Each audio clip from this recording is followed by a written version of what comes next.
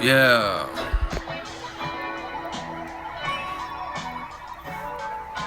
What's cracking? It's the kid, man.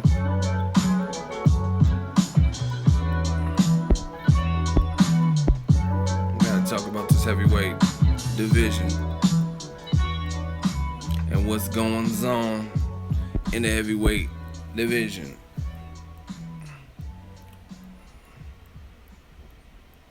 What up? Mike, what up? I just want to give my reaction. The main attraction. Yeah. From moment to moment. Thank you. Glad everybody's up. Shout out from shout out to the UK. Someone said what up from the UK. Yeah, let's just go bang this roll call out. The sooner we get that out, the sooner we can get the video started. Seaside, California, El Paso, where y'all at? Where y'all at? Where y'all from? Where y'all at? Chicago, Chi-Town, Detroit. Where y'all at? Naptown, San Diego, at work, North Carolina, Bradford, England, Rancho Cucamonga, Sweden, Lubbock, Texas, Fort Mitchell, Alabama, Leesburg, Florida, Durham, New Zealand, Chirac, Inglewood, Vegas, Hound City, San Diego, what's poppin'? Gracie Poo, 213, Laguna Hills, Amsterdam, Netherlands, Orlando, Texas. Somebody already disliked, fuck 'em. Let the hate come. Hate don't stop nothing. We just keep trucking. Oxnard, home of the Robert Garcia, the Mikey Garcia, Colorado, 910, Southampton, UK, Toronto, Leeds, North Carolina, 416. Where y'all at? Where y'all from? We in the mix.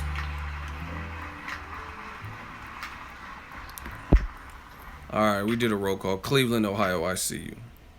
Eatonville, I don't know where that's at. Boxnard, New Media, Mob, Eagle Army, Eagle Mafia, we are the mob, money on top of boxing. Stiverne needs time off, point blank period. Like he getting drugged on, they dragging him on social media. Look at this shit. Hold on. They dragging him. Wow. He slid in the DMs though? Hell nah. Stiverne getting drugged. He getting drugged, man. That shit crazy. Follow me on Instagram, on all the grams, the Facebook, all social media at Boxingego. They wildin'. He was playing Mario Brothers, sliding. Hell no. He just needs time off. I think he just needs to take time off. He's 38, 39, I think. Reevaluate where he's at. If he's gonna come back, he has to come back light. Now let's talk about this AJ. So IFL TV did an interview, a sit-down exclusive with Mr. Anthony Joshua. Props to them for getting the exclusive. I want to get my reaction like you guys seen in the title. And to be honest, like, and this is no shade at anybody really, but the interview, I was underwhelmed by the whole interview, straight up. Again, I like Joshua, much love to the UK, but it was I don't know. See, like, I know in America we assholes, so America we like that rah rah, you know what I mean, the cussing. When I look at like the Brits and the British, there's a level of like eloquence, there's a level of like esteem, you know what I'm saying? So like even Chris Eubanks Sr., the way he talks and stuff, my son is like, it's a level of, it's like professional, classy, and that's cool. But I came up on the heavyweight division with motherfuckers like Mike Tyson Like, I'm gonna eat. I'm gonna eat his kid. Lennox, I'm coming for you, sweetie. Like, you know what I'm saying? That's what I came up. So I know everyone doesn't act. Everyone's not gonna be a Broner, be a Wilder. Like, bah, I'm a squat. I'm not expecting that. But I think AJ, this is just my honest advice. AJ needs to know when to turn that switch on. You know what I mean? My favorite rapper of all time is Tupac, and he knew when to turn that switch. You know what I mean? He was into poetry, he did ballet, and he could act. So he, you know what I mean? He could be in front of that type of crowd, kick it with Tony Danza, and Madonna, and Mickey Rourke. But he also could turn it on and go street. You know what I mean? And go in on Biggie or something. So I think AJ needs to learn that.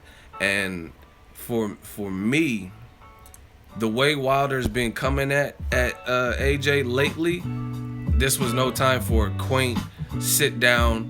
Like, it's just like me, like me right now. I'm just sitting here talking or whatever, and I'm like, oh yeah, and the dude's calling you out and trying to make you look bad. You get what I'm saying? And then AJ's just like, you know what it is? It's a process. Like, you know what I'm saying? Just nonchalant, real cool, cavalier, stuff like that. And I think he should have turned up a little bit, at least a little bit. And just to give you an example of what I'm talking about, again, I'm not expecting everyone to be a Broner or Floyd and Conor McGregor. You do fucking not everyone's like that. But even guys like Andre Ward, who I know personally, right? Andre Ward, he's God-fearing man. He's not just into trash talking, but he's also not gonna let you like try to bully him and jockey for position. You feel what I'm saying? Like, I was at both of the Kovalev Ward fights, and Kovalev was trying to like grill him at the face-off, and Ward was just like this, you know what I mean? Put his hands to it, like, you know, the prison pose. I can't show you because I'm holding the phone, but you know, you got in the prison pose, like what? Like, what you gonna do? Even on the HBO 24/7, they were telling Ward what Kovalev had said about he's gonna destroy his boxing career, and Andre Ward's like, he ain't gonna do nothing. He ain't gonna do nothing. Like, just that, you see that mean streak. Lennox Lewis, another prime example, also British. Lennox Lewis was pretty chill, but when you seen that interview with him and Riddick Bowe, and Riddick Bowe was talking greasy, you know what I mean, from Brooklyn. Them Brooklyn dudes is good with the trash talk. Tyson, Riddick Bowe, Big Baby Miller, you know what I mean? Brooklyn dudes know how to play the dozens. That's the old way of calling it. But anyway, Lennox Lewis didn't back down in that interview with Riddick Bowe. Lennox Lewis was like, all right, was like basically was good. If you watch, I study my boxing. Lennox Lewis was on ESPN with Hassan Rahman, and they were both sitting down, and he was like, well, what you gonna do? He's like, what you gonna do? And they both stood up and started scrapping into ESPN studios. You know what I mean? They wrecked the whole ESPN set, like kicking each other and fighting each other on the ESPN. And I'm not saying Joshua has to take it there, because obviously Wilder's nowhere near. He's doing an interview with IFL TV, stuff like that. But like I said, you got to know when to turn up, and especially when someone's trying to call your bluff, or, you know what I mean, take your manhood, pause. When somebody's trying to like do what Wilder's doing, go out of your way to embarrass you. Lennox Lewis, same thing with Mike Tyson. Mike Tyson was talking crazy. I'm gonna eat his kids, and they had that press conference. Lennox was throwing. He was throwing. You know what I'm saying? So this doesn't even have to be. I'm not even talking about. I'm giving you examples of physical altercations. But again, Lennox Lewis he's not gonna just let you try to bully him or dog him. He just had that mean streak. So for me, in my honest opinion, I would like to have seen Joshua show a little bit of a more mean streak, because you got Deontay Wilder, who I was at his fight week, and he was talking greasy about you. Like, he was out here like, Joshua, I'm coming for you, sweetie. But you can only run for so long until I find you. I will find you. You know what I'm saying? And Wilder's putting on his show. And listen, I know IFL TV is based in the UK, but a lot of the comments I seen I just perused through the comments. You know what I mean? and a lot of it was some dumb shit like, yeah, Wilder, he's not even classy. Like, listen, I don't know what the fuck y'all expect. This is boxing. The knockout of Stiverne wasn't classy. You don't have to be classy. Like, when I worked a regular job and I had, like, let's say a district manager, I would have to dress up.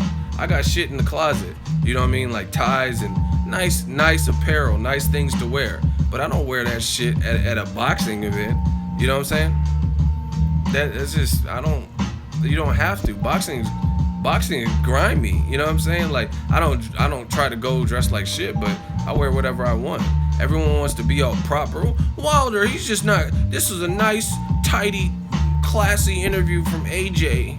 Wilder's not classy. What the fuck you mean? Wilder's a fighter. He's a 6'7", big ass, dark skinned, country, corn fed, baby back rib, smokehouse, barbecue eating dude from Alabama. You know what I'm saying? Like, what are you talking about? It wasn't classy. Like, I don't watch boxing for classiness. Conor McGregor, he wasn't classy. He was talking shit about Floyd Mayweather. You're 40 years old, you can't fucking read. Like, you know, what are you talking about? He's not classy. I don't know what the UK is really expecting, what y'all want, but like I said, I used to live there, but it's been some time. I don't give a shit about no classy.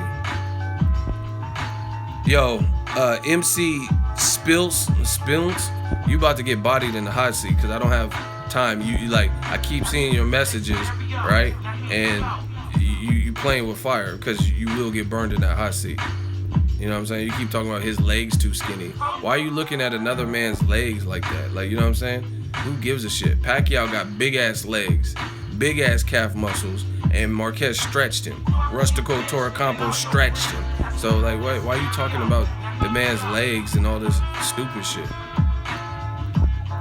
You know what I mean? He got slept with the biggest calf on earth. Pacquiao, have you seen Pacquiao? Have you seen Pacquiao's calves? It looks like just big ass ham hock. He still got stretched. So, like, you know what I mean? Let's talk real boxing. Let's talk real boxing. Like, I don't care about a man's legs and stuff. Some people have big legs. Like David Tua had big ass poly power Samoan leg, and he still lost to Lennox Lewis. You feel me? So, like, you talking about a man's legs and shit. That's not real boxing talk to me. Anyway, back to this AJ thing.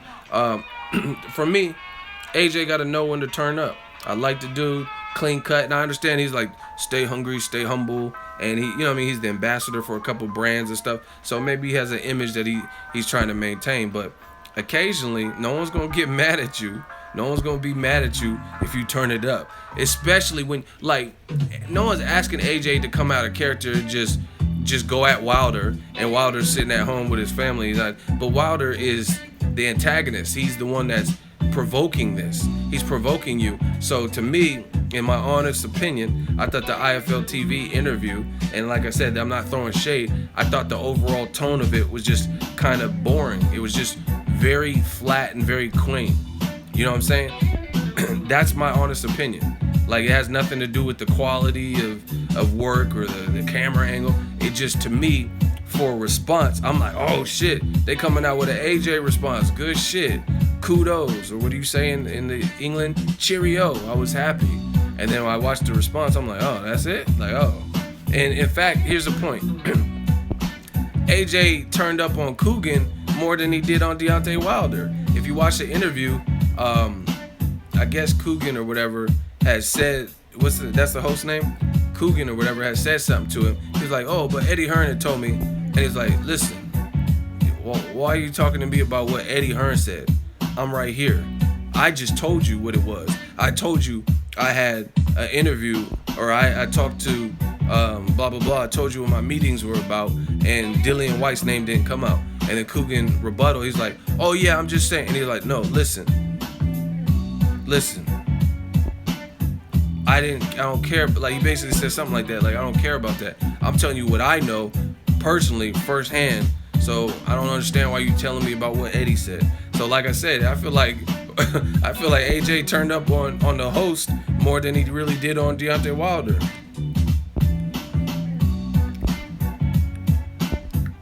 So it is what it is. Yo, y'all sound stupid as fuck. Nobody in the UK says cheerio. I don't give a fuck.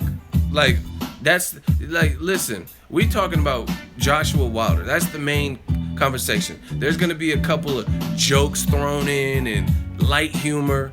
Don't take it too serious. Nobody says cheerio. That's a cereal. Like, you guys focus on the most minuscule point of the whole conversation. Coogan and AJ, good friends, you know that? Okay, they could be best buds. They can go bowling together. I'm just telling you, with AJ at around the 3-4 minute mark, AJ turned up and he was like, "Yo, don't tell me about what Eddie Hearn said, because that's how shit gets confused." He's like, "I'm telling you what I know from the meetings we had." And then Coogan rebutted, and he's like, "No, I just told you, I was there." You know what I'm saying? So that's just my opinion. And I just want to see that fire from Joshua. Like, again, I understand image and branding and stuff. Trust me, I'm the king of branding. I'm the social media king. Name somebody in this boxing game that came up like me, that has social media platforms as like me, all across the board, is hitting numbers. You know what I'm saying? Like, this is Instagram, 77.6 thousand, just off the strength, off the rip. You know what I'm saying? And if you notice how I came in the game, I don't have to do a million interviews and be in the gym, living in other people's gym. Like, I have boxing contact. Trust me, I have so many boxing contacts that I can reach out to and do more interviews, but I'll be doing other shit. I don't have to. Doesn't have to be my bread and butter. But if I want to turn up and do interviews all the time, I could do that too. You know what I'm saying? But I understand branding. Trust me, I do, because I started from the ground up. We verified now. YouTube verified. Facebook's popping. We got probably over 20,000 something on Facebook, Twitter. You know what I mean? I get some good mentions and stuff on fights. So I understand branding. Trust me. But I still think Joshua needs to. Y'all trying to make issues. Shots fired. Ain't no shots fired. I'm just telling you what it is. I came up my way, and across the board, I hit my numbers, and I'm content. So it is what it is. But I just wish AJ, the way Deontay Wilder is coming with the venom and the vitriol, right? I think AJ, it would have been better if he would have did a less quaint interview. You know what I'm saying? Just more to the I don't know, man. More grimy. Like, even the setting was kind of weird. Like, I don't know if they're in Blockbuster Video in 1993. There was like Jaws and Casino and hella old American movies. I'm like, where the fuck they at? They had Blockbuster Video? Make it a Blockbuster night. Like, where were they? Like, what was the setting that they were in? You know what I'm saying? Because like I said, I seen hella Disney movies and shit behind them. Hella there was some classics though. I was like, oh shit, Goodfellas, damn, Bad Boys. Like, I don't know what the backdrop was. I don't know where they were or whatever. Maybe that's Joshua's pad. I don't know. Maybe that's his like game room or some shit. Cause I know Joshua fucks with a lot of American culture, like American music. I heard him bumping like the Locks and Jadakiss and stuff like that. But yeah, maybe even the setting could have. I think they should have been at like more of a boxing setting and just grimier. Like, Wilder was playing Alfred Hitchcock. Wilder did his call out. He playing Alfred Hitchcock soundtracks and shit. And he's like, your promoter said you knocked me out in 3 rounds. You want it? Or are you gonna go against your promoter? You know, Deontay Wilder be doing them bug eyes and shit. Your promoter, he said, 3 rounds.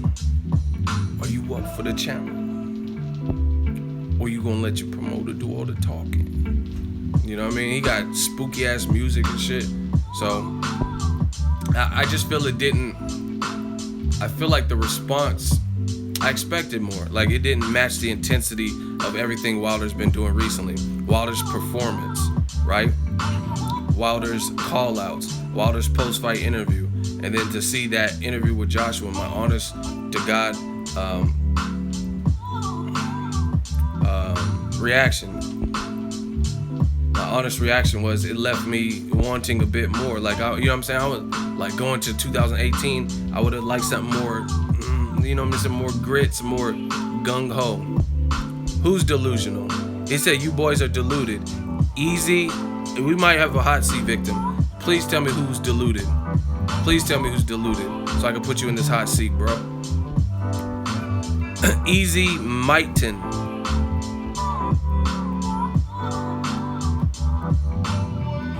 Okay, so you was talking to me. I'm deluded. It says Herb, whoever the fuck Herb is, knows if Wilder beats Ortiz or a top 5 fight, the fight is even bigger. Bro, fuck all this. Listen, Ortiz failed his test. He on blood pressure medicine, Flintstone vitamins, or some shit he wasn't allowed to take. So it is what it is. That's his situation. The fight is big now. Listen. Listen to what people are saying. Listen, I always tell you the same stuff. Listen to what they say then and listen to what they say now, right? Why is Eddie Hearn, Anthony Joshua even remotely, and actually shout out to Joshua, because in this interview, right?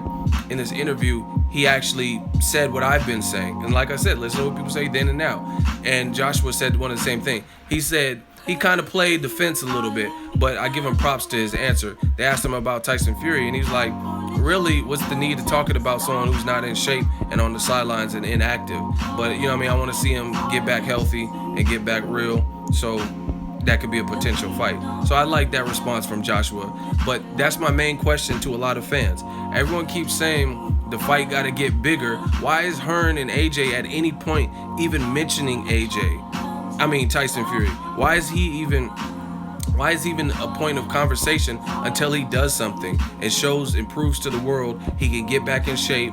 The mental anguish, the cocaine binges, and the partying and stuff didn't catch up with him. Why is that even a point of contention if we don't even know what the fuck is up with Tyson Fury, both physically and mentally? Like I told you, Tyson Fury sounds like Jadakiss now. His voice doesn't even sound the same. I don't know what the fuck kind of partying causes that. You know what I mean? Where like not just 1 week, like he just was at a concert or some shit and his voice sounded like that. I've heard several interviews and he was like D-Block. Like I'm like, what's wrong with his voice? And he was like, Sinead O'Connor, I just want anyone with mental health issue. Like I'm like, what happened to his voice? That to me, I don't know. I don't know what causes that. I've never done any hardcore drugs or nothing, so I don't know. I really don't. I have no idea what would cause your voice to get like that. But he sounds like Jada right now. You know, only if the tires hit they Michelin. Put them way out by Lake Michigan. Oh, I could curse? Run a beat back. Like, what is wrong with his voice right now? You know what I mean? So to me, like, what is the point of even talking about Tyson Fury until we know what he's trying to do and he proves that he could come back in shape?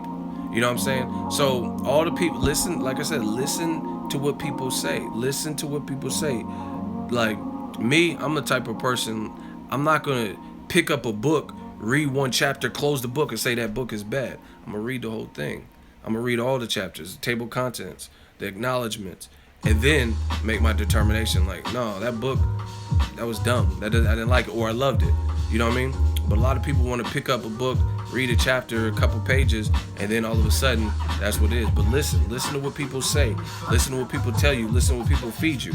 Once again, why is the Wilder an active guy who's in shape, who's starching people, who has more highlight reel knockouts than any other heavyweight? You know what I mean? And I'm saying highlight reel, like if I do video editing. So if I was doing a video edit and I took all the footage of Wilder's knockouts, it would look more brutal than probably any other heavyweight currently, right?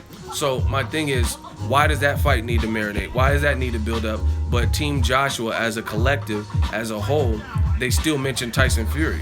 That needs more building up than anything, because to me, as a fan, and a fan of Tyson Fury, he has more to prove because he's been gone for so long.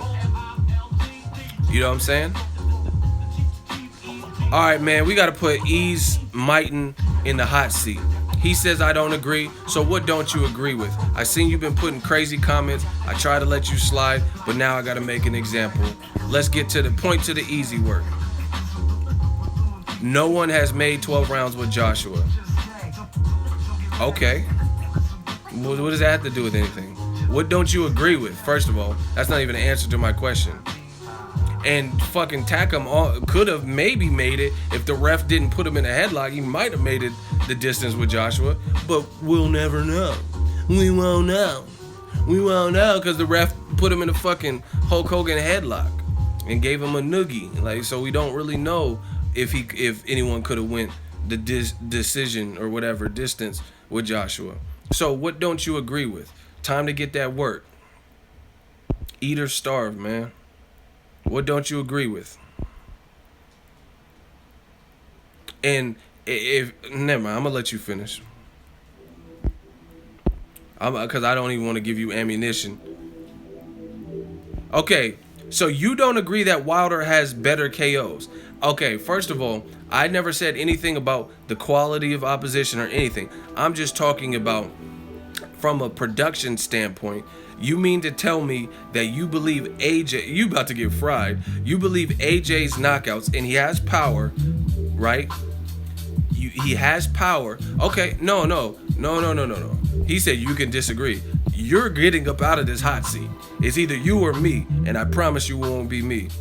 Who is he fighting? That has nothing to do with it. I'm merely talking about highlight reel knockouts. So whether they're fighting bums, A class, B class, I'm talking about highlight reel knockouts. Who has knockouts with more brutality, with more emphasis, more emphatic, right? Yeah, you can laugh all you want. You about to get burnt up in this hot seat. So let's go bar for bar, line for line, rap battle style. So name a good knockout from Joshua that you like, and I'll name a more brutal one. We about to get you up out of here. Why didn't Wilder take the $7 million for White? Why? The same reason you didn't answer my question, and then you asked some other bullshit. You in the hot seat, bro, and we're not gonna let you beat around the bush. So name an impressive Anthony Joshua knockout that was just brutal that you like. Anybody. It could be when he fought like a bum. It could be anything. What's irrelevant? Douglas, you can get it next.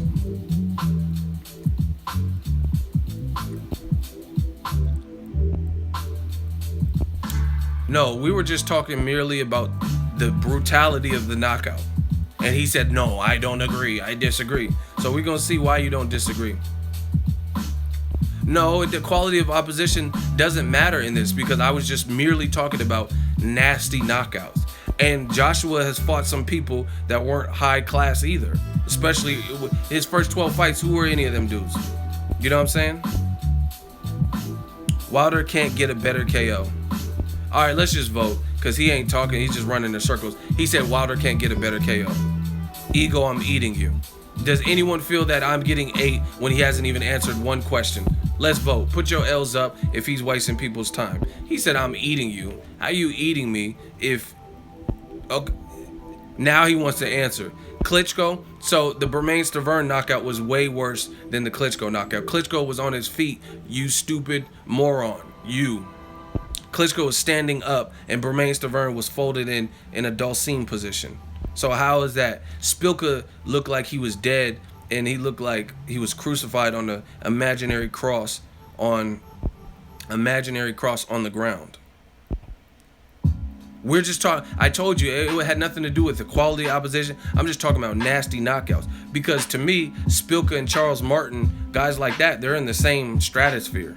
You know what I mean? And Charles Martin was knocked out, he was hurt bad, but he didn't get knocked out like Spilka.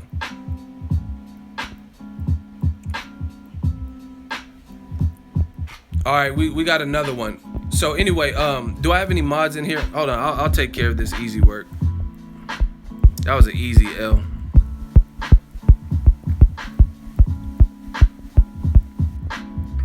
You guys, We got another one, because, see, we're going to make some examples today. Easy. That was an easy win for me. Blocked. Now we got another bold, brave Samaritan that wants to step up. His name is Daniel Woods. He says, bro, you're losing this argument by saying the opposition doesn't matter. No, I'm not losing the argument. And the reason I'm not losing the argument is because I made a very simple statement. If you guys can comprehend, Daniel, if you guys can comprehend, I made a very simple statement. I said, as a video editor, okay, well, I'm going to say my piece and you can say your piece and get fried in the hot seat. Y'all all get it the same. I said, the whole statement, you guys can run the tape back. I said the whole statement is, I said I do video editing. So if I were to make a highlight reel of just knockouts, regardless of the competition, and I was just making a highlight reel knockout reel, I said Wilder has more brutal knockouts by and large, right? So the reason that the level of opposition doesn't matter is because I'm telling you, I'm just making a highlight reel of just nasty knockouts. So, and the other reason it doesn't matter is because Anthony Joshua, his resume besides Klitschko is not eons above. His first 10 fights, name those guys. So you can even include those knockouts. And by and large, I've seen Wilder with more violent, vicious knockouts where, like, okay, let me find the guy's name because I don't want to mess this. I don't want to hack up his name. I don't really know it. But I know who he is. I think he's from like Lithuania or something, or that's what his last name's. Hold on, I'm gonna find it for you. So I'm not saying that. Here it is. Sergey Likovic. Right? Dude, go watch that knockout in the first round, and that was like a former contender, like a former guy who was ranked. He fought Bryant Jennings, Robert Helenius, Shannon Briggs, Lamont Brewster, right? And the way Wilder knocked him out, he was having a seizure. He was on the ground convulsing. So again, I'm not losing. I never said in boxing when we're talking about people's resume, quality of opposition doesn't work. I merely said if I'm making a highlight reel of violent knockouts, despite the level of competition, and trust me, in Joshua's 20 fights, he has fought some guys who are no better than, or not even probably as good as this Likovic guy, right? So that's why. Someone said, why am I listening? But you can leave. Actually blocked. You're out of here. So that's why I said the level of competition doesn't matter. I'm talking about merely making a knockout edit. Everybody put your L's up if you thought he got an L and didn't prove me wrong. He said I'm losing the argument. How am I losing the argument when I never said who had a better resume? I was merely saying who has worse knockouts in general, despite the competition. Bye-bye, Daniel. The fans have spoken. Of course he has. AJ has fought low-tier guys, but after 15 fights. No, you're done. The fans voted you off the island. Goodbye. You're the weakest link. See? Y'all gotta... I'm telling y'all, when people are in the hot seat and y'all want to bump your gums and jump in, y'all get it the same. And then you could pick up where they left off. You know what I mean? Because I know what I say because I'm there when I say it. I didn't say anything wrong. I never said that we shouldn't value the level of competition and look at that for people's resume. I simply said Wilder has more violent knockouts if you were making a highlight reel. And he was like, no, you're wrong. I disagree. But then they can't prove how they disagree. Name a Joshua knockout that was worse than Bermane Stiverne, Spilka, and that Sergey Likovic guy. And especially if we're talking about competition, Bermane Stiverne, former champion, Spilka, you know what I mean, he's a guy who's been in there with Bryant Jennings. Same thing with the Likovic. So those guys were actually like decent ranked guys or better.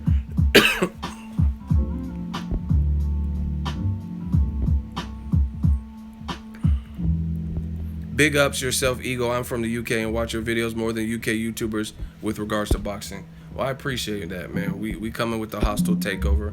And like, the thing is, at the end of the day, Whether you're from across the pond, you're on this side, you live in Mexico, we should all want the same thing if we're in it for the same thing. We're all boxing fans, right? So it was like, who doesn't want good action, good fights? What are you talking about? You know what I mean? You can't make me understand that. You can't make me understand that. Damien, great comment. He says AJ has them stoppages. Wilder lays you out cold. That's what I'm saying. But see, this is what I'm talking about. People say that, oh, ego, you're being sensitive. You're letting it get to you. But realistically, it's some of y'all that are sensitive. The reason being is because you're so in. The chips are so in for whatever fighter you want to ride with, that no matter what people say, you don't even analyze what's being said. You automatically don't want to give the fighter that you don't like credit to give the other fighter that you're riding with credit. There's nothing wrong with liking AJ. There's nothing wrong with liking Wilder. But if you make a simple statement, like, okay, let's say you're a Wilder fan, and then you say Joshua has a better resume because he fought Klitschko, then, you know what I mean, you could argue that. And as a Wilder fan, you can just accept that. Like, okay, Klitschko did bump up Joshua's resume. You know what I mean? Or if you say, I fuck with Joshua, I like him better than Wilder, but Wilder does have more violent knockouts. But fans are so emotional, they feel tied to one fighter to the point where they can't give the other person any type of peas or accolades or credit. It's like if you like Canelo, you have to hate Triple G, or if you like Triple G, you can't say something good that Canelo does. Like, this shit is crazy. It's crazy. Yeah, man. I mean, Spilka. Like, okay, put it this way. I'm gonna ask you all a real question. Has Anthony Joshua, in your opinion, ever fought anyone that you think Spilka could beat? Ever? Has he ever fought anyone that you think Spilka could possibly beat? Or you think everyone that Anthony Joshua has fought, right, would beat Spilka? Everyone wants to talk about bums and bad resumes and stuff. Answer that question. Can Spilka beat anybody that Joshua's ever fought? Anybody? Of course.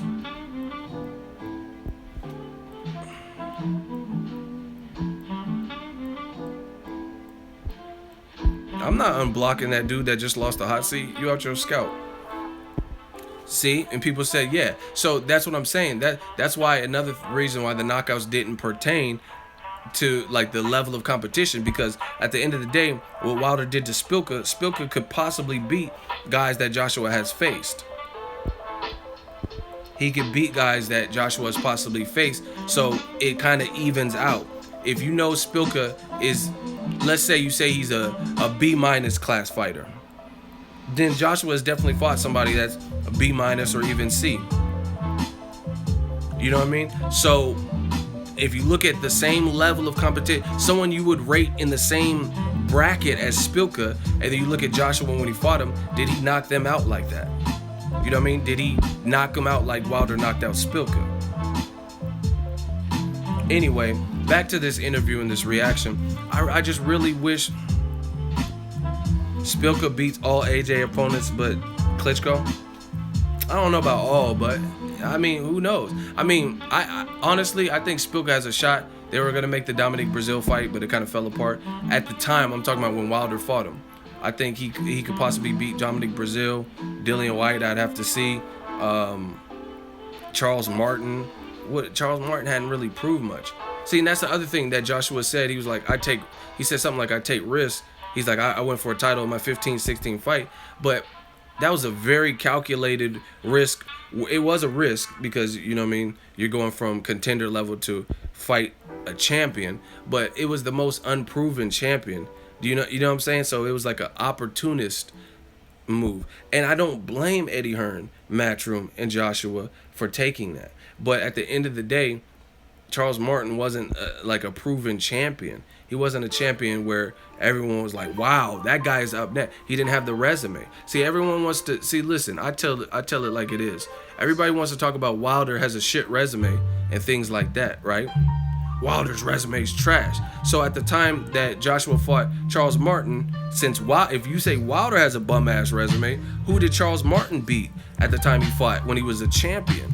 Yeah, he's technically a champion, but the way he earned the belt, a vacant belt, was very abysmal because his man was not even a real heavyweight sized guy, and then he got his leg torn up and got an injury.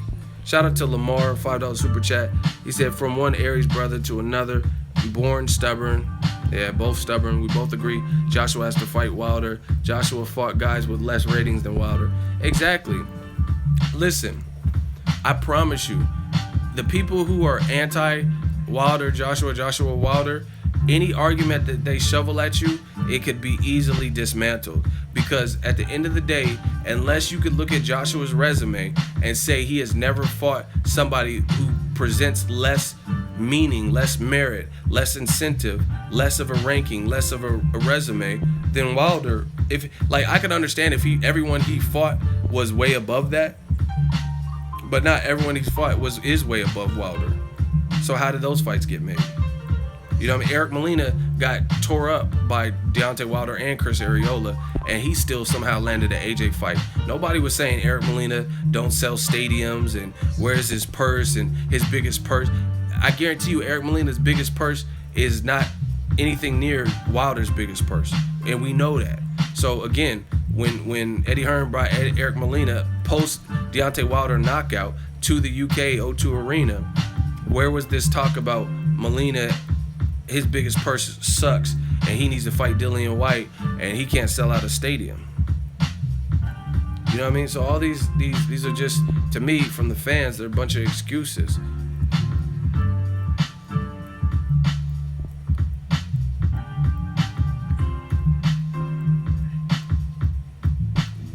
Bottom line, bunch of excuses.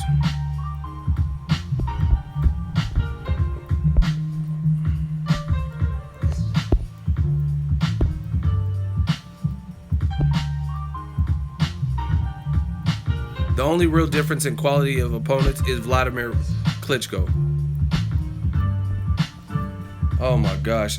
Y'all really want... Okay, like I said, I mean, wherever you're from, USA, Mexico, UK, I'm just bodying people in the hot seat.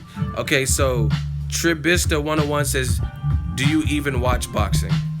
Why would you ask the man with 100,000 plus subscribers on one platform if he watches boxing? Like, honestly, do you really want this hot seat? Oh, I thought you were talking to me. See, y'all gotta start addressing names, cause I'm catching bodies. I got an itchy trigger finger, cause this whole situation is getting blown out of proportion. You know what I'm saying? And people are like, what you guys are saying ain't adding up. So my trigger finger is itchy. So I'd advise you guys can do whatever you want. It's an open forum. But just be prepared. You might get called out in the hot seat. You might get blocked if it's some real stupid shit. And if you don't address who you're talking to, then you might end up in that hot seat. So put like, Matt, shut the hell up, or you know what I mean? Because if you say shut the hell, I'm thinking you're talking to me. Anyway, this is pitiful. Why do fans have to beg and plead to want to see a unification? Like, please, sir, please allow us to see a good fight. I want to see a good fight. Please, good sir, sire, I want to see a unification. Please, why not? Why can't we get this unification between two of the strongest champions around? Please. What the fuck, man?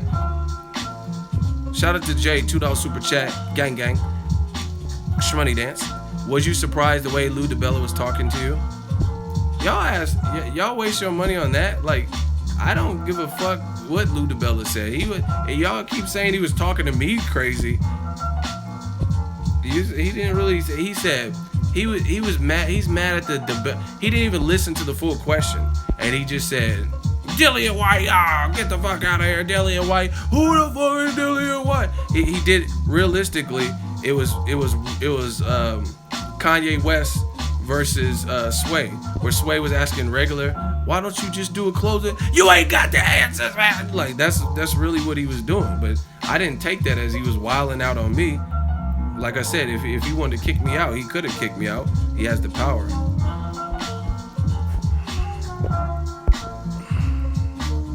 Yeah, but see, for everybody who's mentioning Ben is a has-been because he's been blocked.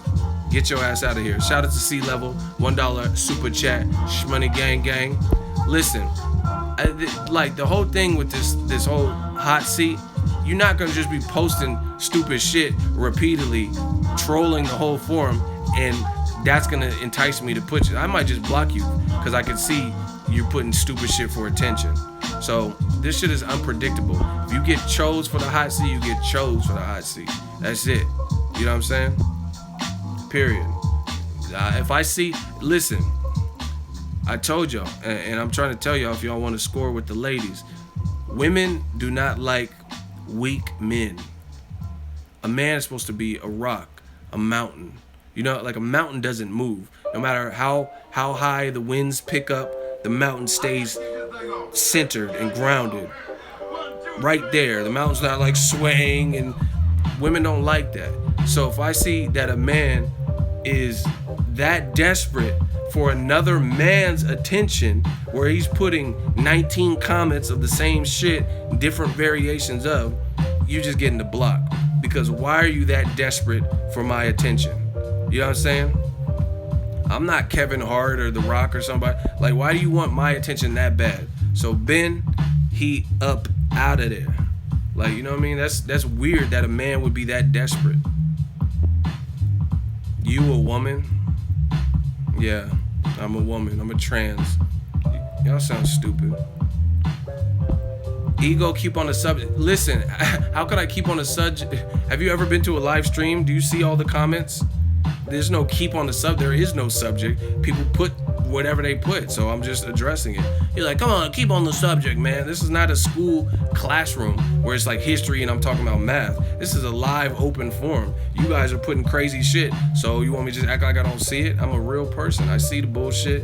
You get blocked, put people in the hot seat, answer questions, same shit. You know what I mean? Anyway, yeah, man, this Joshua Waters shit got people bugging. Yeah, I'll probably do a snapback giveaway, something like that. But I gotta sell. I gotta get the hats up for sale or anything. But I got a lot, trust me, I got a lot. Don't worry about that type of stuff. I got a lot in order, especially with the holidays coming. Hint, hint. You know what I mean? So that's nothing. But back to the subject. Joshua Wilder got people bugging. It's a good fight. Fight needs to happen. It doesn't really need any marinating or building or seasoning, because I'm gonna tell you what these promoters are telling you. I'm gonna tell you it's the exact opposite. Because any of my fellas or women in here that can cook, if you could cook, say hell yeah. So I know that I'm not just speaking to a bunch of non-cooking motherfuckers. If y'all could cook, put hell yeah. If you know how to fend for yourself, make a meal, get on the grill, put a hell yeah. Can I get a hell yeah? Okay, so I see some of my ego army, they know how to cook. I do too. And this is the thing. The thing with cooking is, if let's say you have a steak, it's a delicious steak, it's raw, and you want to grill it. The worst thing you could do is over season the steak. If you over season the steak, like make it too salty, put season on, salt and all this shit on it, right? The worst thing you could do is over season it, because you could try to wash it off or counter it with like lemon juice or something else, but at the end of the day, it's not gonna be the same as if you were moderate and you put the right amount of seasoning to begin with. So that's the whole thing with these fights. Everyone's like, oh, it has to marinate.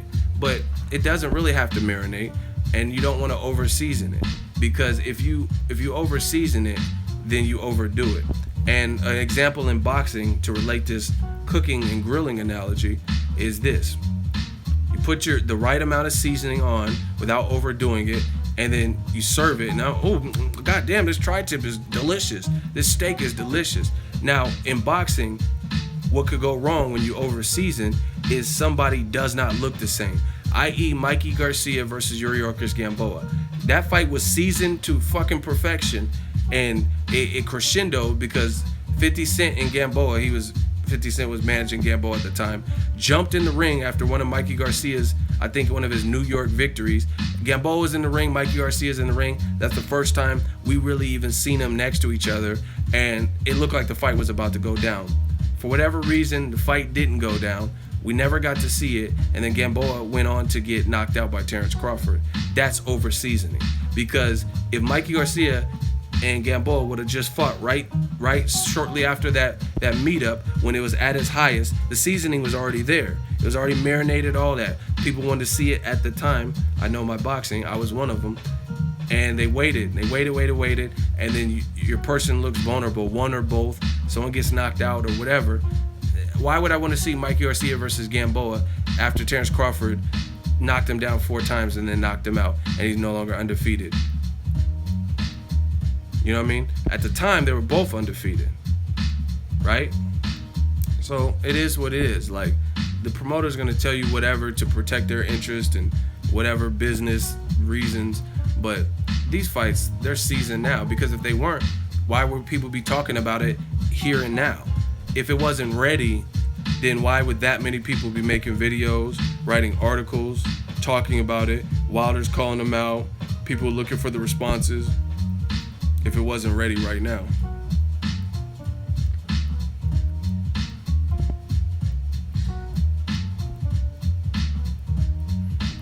All right, we're going to catch another body, because I don't feel like Malik is being a real boxing fan.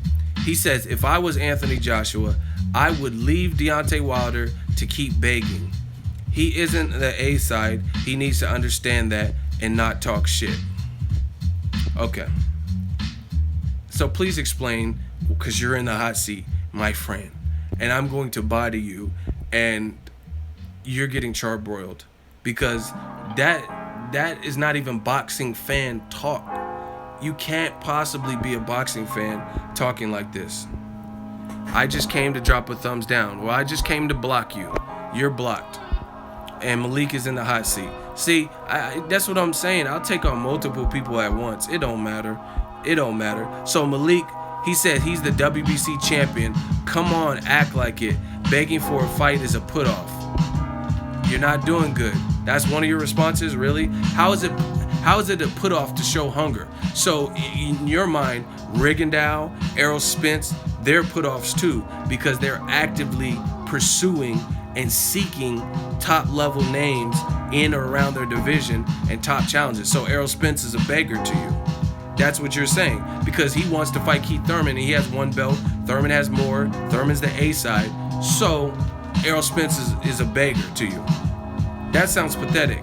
Show hunger by beating top-level fighters. Now you get bodied some more. Alexander Povetkin, #1 mandatory, highly ranked. Luis Ortiz, highly ranked. Through decisions in their own personal career, them or their teams, their fights were withdrawn because of them, because they fucked up. Not because Wilder poisoned them and roofied them and gave us some Bill Cosby. I'd like to talk to you about the heart medicine, you see. I'm gonna put it in your drink. I get with the blood pressure, and then when water comes to test you. You got the shit in the system, and then the WBC is going, like, what the fuck are you talking about? You know what I'm saying? Like, y'all act like Wilder's Cosby, and he really poisoned these motherfuckers. You and water, you're destined to fail in the urine. You got the pudding pop in the urine, like, the fuck how is that Wilder's fault? Please explain it. Like, Wilder, Luis, you want to be King Conquer tea? I'm gonna put some monkey pills in your drink, the Callouts. Like, how the fuck is that Wilder's fault? Honestly, Malik, you getting bodied, my friend. Malik getting bodied, especially with that impersonation. You and Povetkin, I really signed up to fight you, but I didn't want to fight you, so I'm gonna just put the Quaalude, I'm gonna drop it in the drink. You sound like a fucking fool. Get off my channel. The fans are I'm telling you, I already see the L coming. I made the people laugh too with the Bill Cosby, and you're about to get the L, all up in the hot seat. You should have never said, you should have shut your mouth like my wife Camille. Like, man, y'all can't take this pressure in this hot seat. Please believe that. Please believe it. You don't sound like a boxing fan. You sound like a groupie. You said he's the WBC begging. So by your own admission, then Errol Spence is a beggar because he wants to fight Keith Thurman, and he's the B-side. And the B-side got to shut the fuck up and let the A-side do the A. That's stupid. That sounds stupid to me. Why would, if you're a champion, why would you not want to seek every job? Oh wow. Errol Spence proved himself. He fought Kell Brook coming off of a loss, which was great for his career. Kell Brook undefeated at welterweight, but to some people, they could say he hasn't fought an undefeated Danny Garcia, a once beaten Sean Porter. You know what I'm saying? So your point sounds stupid, and I could think of other people in the same situation. The bottom line is they're two champions, and you trying to get in the way of that. That was a big jump. Yeah, but Wilder didn't get that. Okay, so if Spence went to fight Kell Brook and he signed up, had the press conference and said, I'll fight you in Sheffield, and then Kell Brook popped dirty for a drug test, then you would say, oh, Spence's fault. That's not Spence's fault. That's crazy to me. Y'all don't, like I said, y'all don't talk like fans. You said, like all this, Eddie Hearn, I heard him say it too. Oh, Wilder's desperate. Wilder, how's that desperate because you want to be the best? When I worked retail, before I started working for myself, right? When I had regular jobs, I always promoted. If I'm going to be at a place, why not max my dollar? Make the most money that I can while I'm there. Malik, you getting bodied. It's not, but I don't prop him like he beat Kell if the fight didn't happen. Malik, your responses are getting more and more watered down. And now, y'all ready for the nail in the coffin? If y'all ready for the nail in the coffin, so I could really dispatch of Mr. Malik in the hot seat, can I get a hell yeah? Because I'm really going to work this boy, man. Pause. I'm about to work this boy. Pause. Let me get a hell yeah if you want me to really put this nail in Malik's coffin. I could argue I wanted to fight Iron Mike, but if I don't fight him, would you argue that I'm better than Iron Mike? Once again, I just said your responses are getting more and more watered down. First of all, Mike Tyson would destroy you because you can't even battle, so I know you can't scrap on a Mike Tyson level. So that's not equivalent, because who are you? I've never heard of you. Mike Tyson would stretch you. Hey, who is this Malik? Okay, I'm coming for you, Malik. Like, what are you talking? You're a regular Samaritan. So how is you fighting Mike Tyson equivalent to two professional athletes? Honestly, you're not getting the point. That's probably because you're not making a point, or not making a good one. You talk, yeah, so if I fight Mike Tyson, what? First of all, Mike Tyson's retired. Let's get that clear. 2, Mike Tyson would stretch you. 3, you're not a professional fighter, so how is that the same? Nor are you a world champion. So yeah, I'm not getting the point, I guess, because that makes no sense. That makes no sense that you would even bring that. That's like what is that? So like if I called Dwayne "The Rock" Johnson and I told him I want to co-star in his movie, that doesn't even make sense. I'm not even an actor in Hollywood. So how would that even correlate? You know what I'm saying? But if another famed actor, Kevin Hart, wants to do a movie, then maybe that can be managed. Anyway, if y'all want me to put this nail in Malik's coffin, because his responses are getting worse. So if you want me to put that nail in the coffin, right? Let me get a hell yeah. Can I get a hell yeah? If y'all want that nail in Malik's coffin. Bye, Leaky Leak. Cause I'm about to body you in this hot seat. I'm about to body you. Okay, the fans want you gone. So, using your logic, you just said Wilder's a beggar because he's the WBC champion, right? He's a WBC champion, and he needs to wait in line, and it's a put off and off-putting to call out another champion, right? Because you're a real boxing fan. So, explain to me this: why the fuck is Eddie Hearn trying to make Dillian White versus Deontay Wilder? Dillian White didn't look great in his last fight versus Robert Helenius.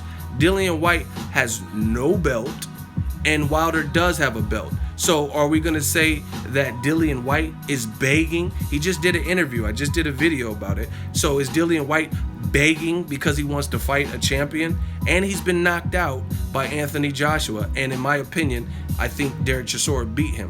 So if we're doing this whole beggar talk, then isn't Dillian White begging Deontay Wilder for a fight? And you are probably the type of person to co-sign that and say, yeah, Wilder got to up his profile, man. He got to fight Dillian White. So if we're just going to pull rank, then what's the difference from the Dillian White situation? Go. It's your turn. Tell me what the difference is. If Wilder, a champion who's been a champion longer than AJ and actually fought a better champion, Bermane Stiverne, the first time to get his belt, unlike AJ fought Charles Martin, who we really didn't know, right? If he's begging by wanting to unify, then what is the Dillian White situation? Who's a challenger and been stopped by a champion when he wasn't champion? Ego, you killed him and then killed him again. Yeah, see, that's what I like to do with the body. Sometimes I like to kill them and then resurrect them, like resuscitate them. You know what I mean? Then kill them again. So if we're just going off of who's begging, then how is the Dillian White even in play right now? Because he got knocked out by Joshua when he wasn't a champion, and he's not currently a champion. And I thought he lost to Derek Chisora, and then people are saying that that Wilder, the champion, needs to travel. Keep that in mind. He needs to travel to the UK to fight this non-champion. We're waiting your response, Malik. I told you I would put the nail in the boy coffin. I like to put the nail in the coffin often. I'm killing parents, leaving them orphans. Yeah, no. So, Malik, we're waiting on that response. Anytime now, good sir. Good brother. Where's Malik at? All quiet on the Western Front, huh?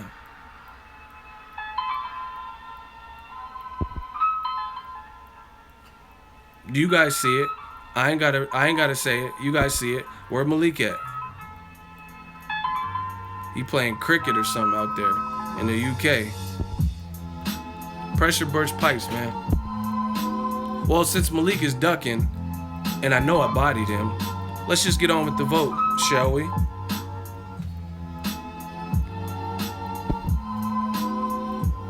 Man, I feel like Haley Joel Osment. I see dead people walking. Because all these caskets, I see dead people.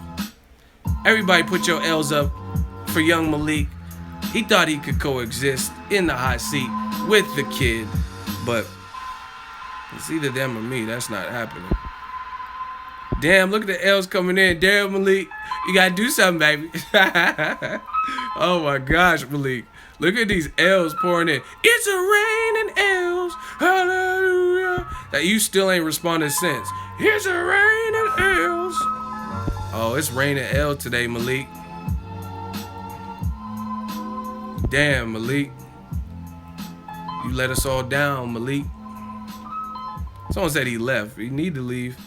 Hey, one of my mods off with his head. Look at these L's. I know I fried him. I told you I'm not playing with these boys today. Cam, one of my mods, get Malik up out of here so we can continue this stream. Talking about Wilder's begging. See, that's the problem with boxing. So a champion wanting to prove himself. Hold on. I have more ammunition, but I let, you know what I mean, I let him off. I could have just, I could dumped a couple more rounds in him and then really put him in a casket. But I'm going to bring up a point. Somebody please get Malik out of here. One of my mods, I tell you, I can't rest assured knowing okay, thank you, DJ Yo. Appreciate it. Okay, let's continue. Here's the other thing with this whole beggar desperate talk, right? This whole beggar desperate talk is bullshit because in every fight, unless you can mirror resume, accomplishments, belts, amounts of tickets and seats sold, there's always going to be a disparity from fighter A and B. Like Canelo Triple G. Canelo could say, hey, I fought a Liam Smith and 51,000 people showed up. When have you ever packed 51,000 people? No fight. You're a fucking beggar. Is that what the fans wanted to hear?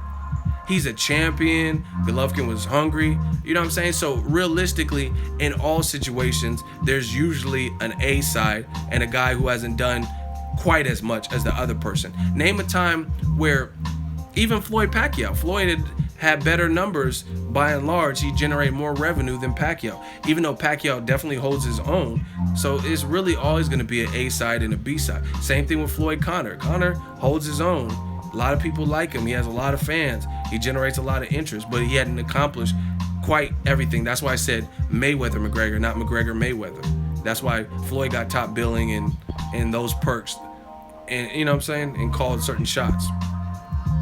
So all this desperate talk sounds crazy to me. You know what I mean? It just sounds pathetic, to be honest. It really does.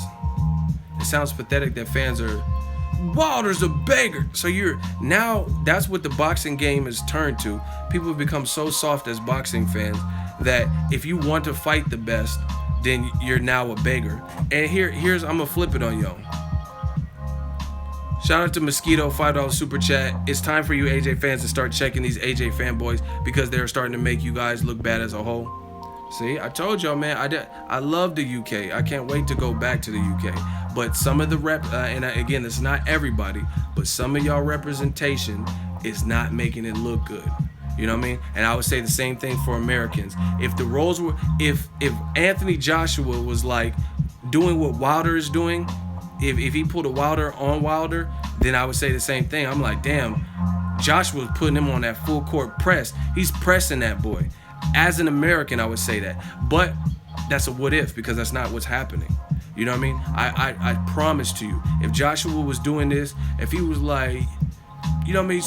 You know how Wilder be yelling Bomb Squad? If he was like, stay humble, and he was just yelling and really coming for Wilder in interviews and stuff, I'd be like, damn, he getting, because I'm a real person. That's just how it is. You know what I mean? Y'all, some of y'all, if y'all get the opportunity, come to the Bay. The Bay is one of the coolest like places ever. You know what I mean? It's a melting pot and stuff like that. We just cool out here. We real out here, and it's not looking good. It's not looking good. But here, let me flip it on you guys. Shout out to that super chat. But I'm gonna flip it on you guys right now. Listen, we have 225 people in the chat. Let's try to get to 200 likes. Hit the like button, smash the like button. Let's get it cracking. The more exposure, the more pressure. Ego Army, we got to do this. And we got to do what's right for boxing. So just kill that like button like I'm killing people in these hot seats. But listen, just listen to what I'm saying right now.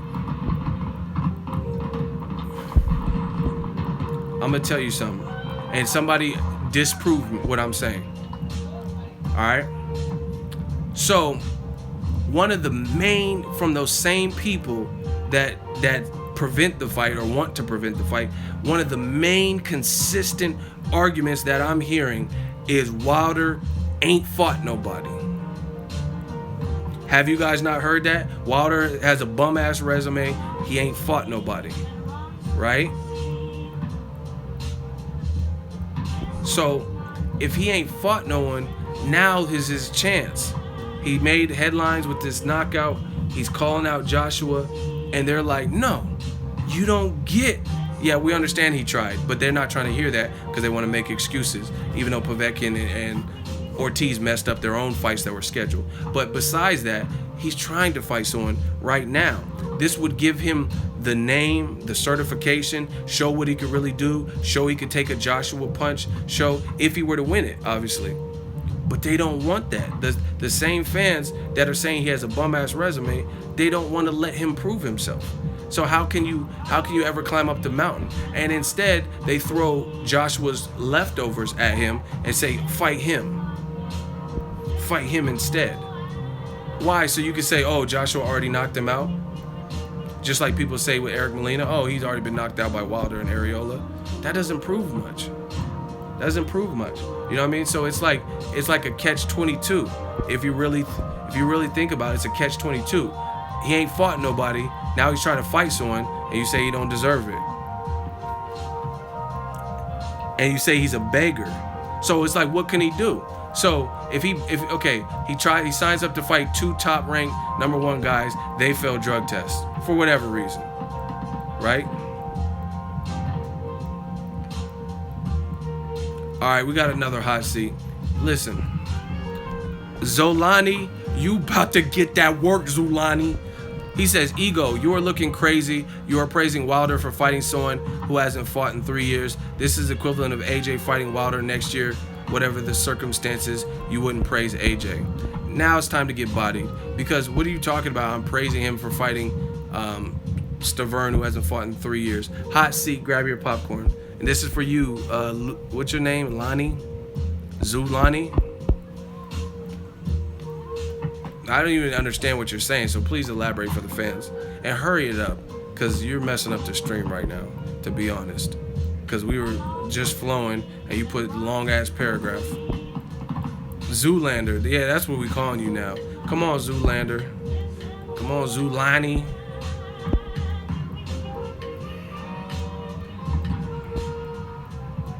Now he's correcting it. Charles Martin, I meant. Okay, get to your point. Like, what's your point? What's your comparison? And put it in one cohesive instead of spelling errors and all this stuff like you did the first time. What's your main cohesive point so I could body you? Because I could already tell by the misspelled version that I'm about to body you. So spell it correctly, whatever you're trying to say. Get it out, Zoolander, so I can body you and move on with this show.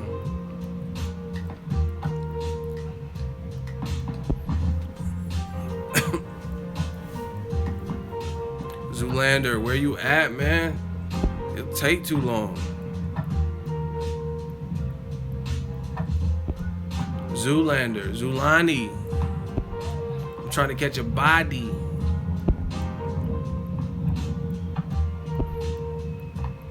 See how long it takes these dudes? They talk all this stuff and then it's face to face, like, or as close to face as it's gonna be or whatever, and then they freeze up.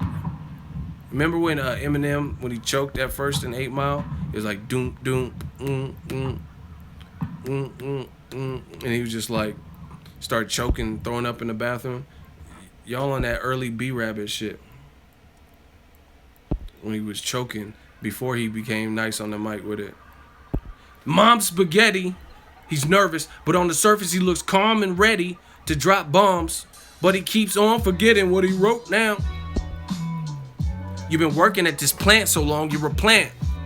Look at his goddamn boots. They're starting to grow roots. Look at Paul the fruitcake. He probably packed pennies in a suitcase. Come on, man. Where's Zoolander at, man? You've been working at this plant so long, you're a plant. Look at his goddamn boots. They're starting to grow roots. It's all dudes in here, except for these bitches. Don't go taking your period out on me, because I ain't did shit to you. I see that I'm put to the test, battling this chick with no breasts. What's your name, Confusion? Well, I guess I gotta confuse you. Your name is Confusion. Where's Zoolander at, man? Hey, Zoolander, you got 15 seconds. You like really halting the whole stream. 15. 10. We don't got time for this. 5. Bye-bye, Zoolander. Zulani, no. One of my mods, get Zoolander out of here. His name is Zulani. Get him out of here. Get him out of here. Wait, see, that's why we have to cut it in the bud. Nip it in the bud, because they try to, you said all this stuff about Charles Martin and all this extra shit, and now you can't even stick around to respond. Anyway, we catching bodies, man. I told you I didn't want to do the UK like this, but I'm a man on a mission, and I'm a martyr for what I believe in. So if all the heat's coming from the UK and they want to bring up crazy points, wherever y'all from, it don't matter. If you're from the USA, UK, CA, California, like it don't matter. For a moment, thank you. Y'all got to start coming correct, because these points aren't making sense. Like I said, why? Okay, using your logic, Wilder ain't fought no one, he fought bums. Why you want to see him fight Dillian White instead of the guy that would give him more credit if he were to beat him in AJ? Somebody please answer that. That doesn't even make sense to me. He's only fought bums, but you want to see, instead of the guy that knocked him out, you want to see him fight the guy that got knocked out. Explain that.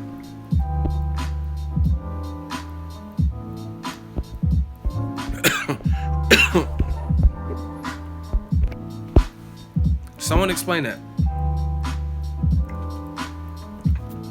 I don't like this guy because he only fights bums. So you would rather see him fight a guy who's ranked lower, non-champion, and got knocked out by the other guy that he's currently pursuing, who is now a champion and wasn't even a champion and was early in his career when he fought Dillian White. And there's no shade. Dillian White's good. He's solid. But explain that logic to me. Why you would rather see the guy. So to me, that stipulates you don't want him to improve his resume. You don't want him to prove his resume. Because if it was just about you want to see him actually step up, then you would let him step up.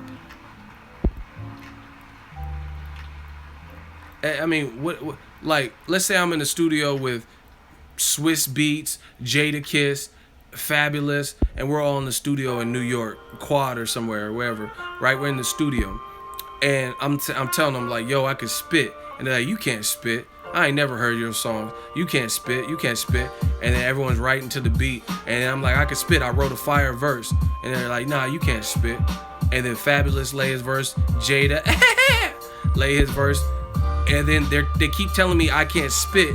And I told them I have a fire verse that goes with this Swiss beats beat perfect. And then they never let me get on the track or let me even rap over the beat and not even lay it. So which one is it? Because in the hood, if in that same situation, if you saying you could spit and you saying you got that fire verse, they're gonna be like, let me hear something. Let me hear it. They're not gonna be like, nope, you can't spit. This court is adjourned. Do you get what I'm saying? So Wilder has this bum ass resume. Then let him fight the person that's gonna give him the best resume, which is Joshua. Very simple concept here, people. You know what I'm saying? Like I said, Jada and Fab telling me I can't spit, but then they won't give me the opportunity to spit. Man, go to this other studio uptown. Go to this studio uptown and spit. That's the equivalent. That's fight Dillian White. The studio uptown is fight Dillian White. You can't spit. Like, why am I even in the studio then? You know what I mean? Simple concepts. And listen, Jay said, I don't know. You don't know what? Because I know I want to put someone else in the hot seat. Could be you. What don't you know? See, y'all gonna be held accountable for what y'all type in these comments. You don't know what? What don't you know? Because I'm going to help you know it. If it's something crazy, I'll help you know it.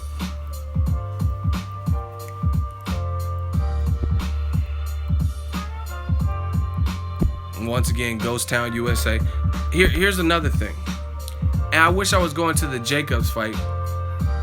I wish I was going to the Jacob fight. Because you know what I would ask Eddie Hearn?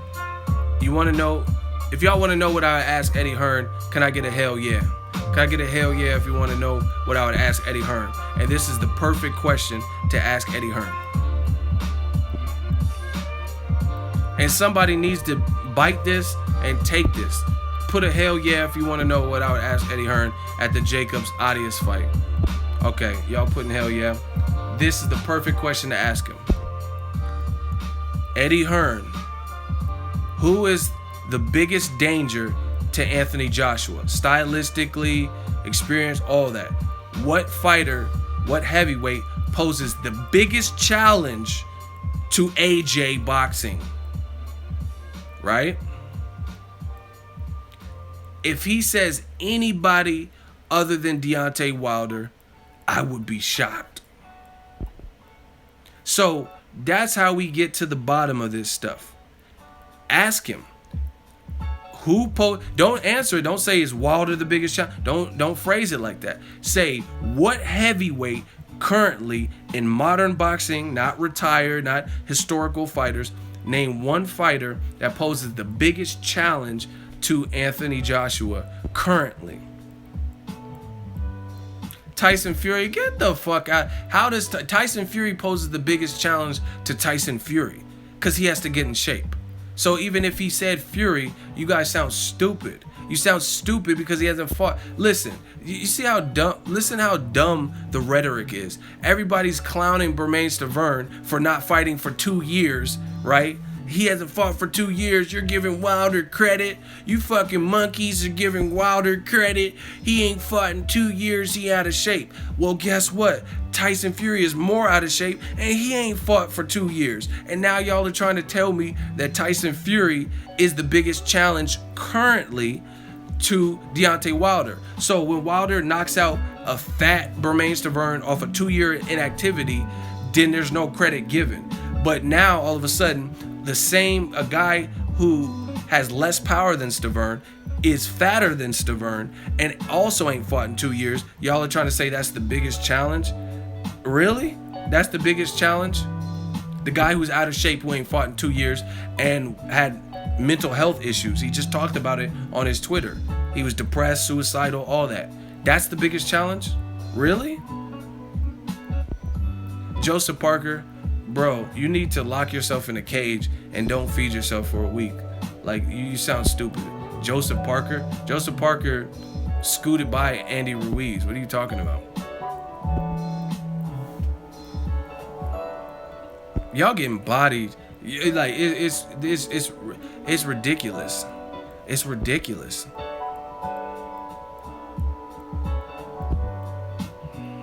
It's ridiculous. And see, like, listen. Hey, somebody explain that point. See, I be coming up with the points, people, and I wouldn't be surprised if other people start saying these same points after watching these streams. But once again, y'all, the diehard radical AJ fans or UK fans or whoever's doing this, they're criticizing Bermane Stiverne for being fat and looking tubby and being on a 2-year layoff. Like, oh, I can't give Wilder credit for that first round knockout with 3 knockdowns. He was fat. He ain't fought in 2 years. But those same people are saying that Tyson Fury should get an opportunity versus Joshua. Big domestic fight. Chat shit get banged. Man's not hot. Like, what? Fury's more obese. He's more obese. I said beast on accident. He's more obese than Bermane Stiverne. And he also ain't fought. They both fought in November 2015, if I'm not mistaken. So they both ain't fought since 2 years. On top of that, Stiverne, to my knowledge, wasn't doing cocaine, struggling with depression and suicide. I mean, he might now. Nah, I can't say that. I was just about to say all these memes. He might be like down in the spirits or whatever, downtrodden. But what? How does this make sense? So Wilder gets no credit for Bermane Stiverne, a guy who was his mandatory because of other people failed drug tests, right? And a guy who went the distance with him, he gets blown out in 1 round, right? But Tyson Fury is the biggest threat to Joshua currently. Y'all sound stupid. See, and the thing is, with new media, with me, what I do, I think ahead. Y'all don't think ahead. Some of y'all with these stupid ass, silly ass points, y'all don't think ahead. Y'all think for the moment and you just say it. Tyson Fury. Have you ever seen, here, it reminds me of one of my favorite game shows, Family Feud, right? And I seen this one episode of Family Feud. Steve Harvey was hosting. The question was this. Hey, you know what? We'll play Family Feud. I'm gonna ask you the same question, and once it leaves my lips, I want you guys to type really quick the answer to the question. What you would say if you were on Family Feud, okay? You guys in to play a little Family Feud? All you have to do is answer the question as fast as possible. I'm gonna say the Family Feud question, and you just say your answer. So we got one person in. Yes. Just put yes if y'all down to play some Family Feud right now. Okay, you guys are in. The question is this. Let me turn the music on. I'm gonna say the same question. Name a boy's name that starts with the letter H. Go. Name a boy's name that starts with the letter H. Go. Put a boy's name. Any boy's name. A male name. Henry. What else? What else we got? Harold. Henry. Harold. Herbert. Henry. Harlem. QE Fury, Hagrid, Harry. Solid answers. Hector. All right. Now, on the episode of Family Feud that I seen, Steve Harvey asked that same question. It says, name a boy's name that starts with the letter H. This black dude's like, Jose. Like, you dumb motherfucker, you. Jose? He spelled Jose with an H. This is the equivalent of what some of y'all do when it comes to boxing arguments. You just say this stuff, and I know you didn't really think it through. he said it confident too. Jose. Like you spell Jose with a J. You stupid imbecile. You know what I'm saying? Like, Jose? Really? That's what some of y'all do with these boxing arguments. You clearly haven't thought it through. You haven't thought it from start to finish because you would realize how stupid you sound. I seen another one on Family Feud where this one's a little bit, it's tricky, but it shouldn't be that tricky. The question was this. Y'all want another Family Feud? Y'all want another Family Feud question? These are real life ones. Someone say yes. See, y'all like the games and shit, hot seats and all that.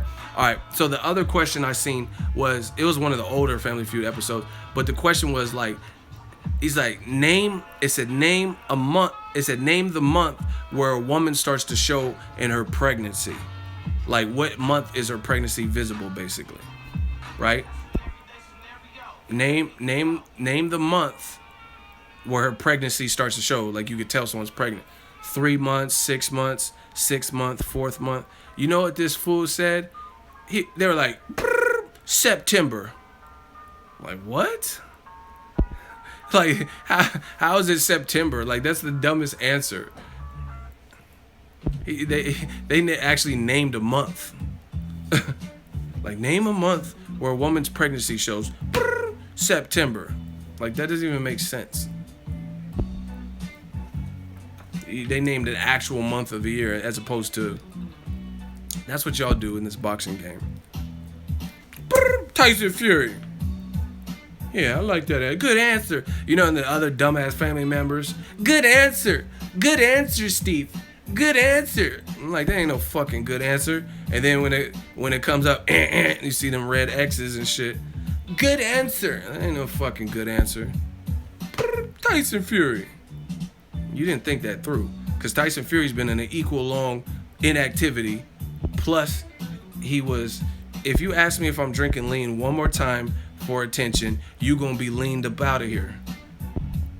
I keep seeing the same... Listen, I don't like desperate dudes. That's just not my thing. So you gonna be lean back. You gonna be leaned up out of this chat. I dare you to ask me that one more time. Like Samuel Jackson, say lean again. I dare you. Lean? And then he shot him. That's you. You about to get Pulp Fictioned. Keep asking me this lean shit. When I just told you I never done any hardcore drugs in my life other than drank alcohol and smoked weed before. And I don't even smoke weed. But that was like back in like high school shit. So ask me about some lean again and we'll see who's leaning. Show the lean. You gonna be like that. Leaned up out of this stream. Man, this Wilder Joshua shit is wild. Let me finish talking about that and we'll talk about whatever else. But Wilder Joshua, the other thing AJ said in the interview, I just really thought the overall tone of the interview was abysmal. Like, it was just like flat, kind of. You know what I'm saying? And I haven't even got to the main stuff. Remember what I told you? Listen to what people say then and now. I told you the worst possible outcome was what happened with Wilder in the Stiverne fight. It was a sensational knockout. It was an early first round knockout. It's a knockout that inspired memes. It became a trending topic. You have people that don't even cover boxing who are all over the story and posting clips. There's this dude, this animator, Mohad, and he did an animated cartoon. It's on my Instagram, right? And all in all, it got a lot of traffic. It got a ton of traffic. You know what I mean? So that's the worst possible outcome. Now on this IFL TV interview, AJ actually said, they said, what did you think of the Bermane Stiverne 2 knockout? AJ himself says, oh, he did what he had to do. He said it was a phenomenal performance. He said it was phenomenal, and he did what he had to do. So the worst case scenario is undeniable. You can't deny. You can say, oh, I knew Wilder would beat him. Everyone can say that. Like, everyone pretty much, most people I've seen were picking Wilder. But it's not just that he beat him, it's how he beat the guy that went the 12 rounds with him. You know what I'm saying? That's the thing about it. And people like Jabbar can hate and put punching bag, but Joshua didn't say shit about a punching bag. He said he did what he had to do, and he looked phenomenal. So once again, all these excuses sound horrible, like for not making the fight. Oh, Wilder needs to do this and fight Dillian White, raise his profile. Why? The man Joshua himself on tape just said that Wilder looked phenomenal in dispatching of Bermane Stiverne. Even Dillian White, he said, oh, he did what he had to do. He said, I thought it would go on longer, 3-6 rounds. So Dillian White, who wants to fight Wilder, AJ, who's in talks, like, you know what I mean, like people are talking about him fighting. They both admitted Wilder did his thing. So what's the next excuse? That's why I said it's the worst possible outcome. Like, if Wilder would have struggled, then that would have built padding. That would have built some cushion for the argument the other way around. You know what I mean? The other argument, like, oh, how can you say you're ready for Joshua and you struggle with an inactive Stiverne? But he didn't struggle. You see? So this was the best possible outcome for Wilder. And like I said, to me, I think Joshua should have did a little more to match the intensity, because Wilder's just been very aggressive. You know what I mean? You could say the villain role, and he's literally trying to take your manhood in public.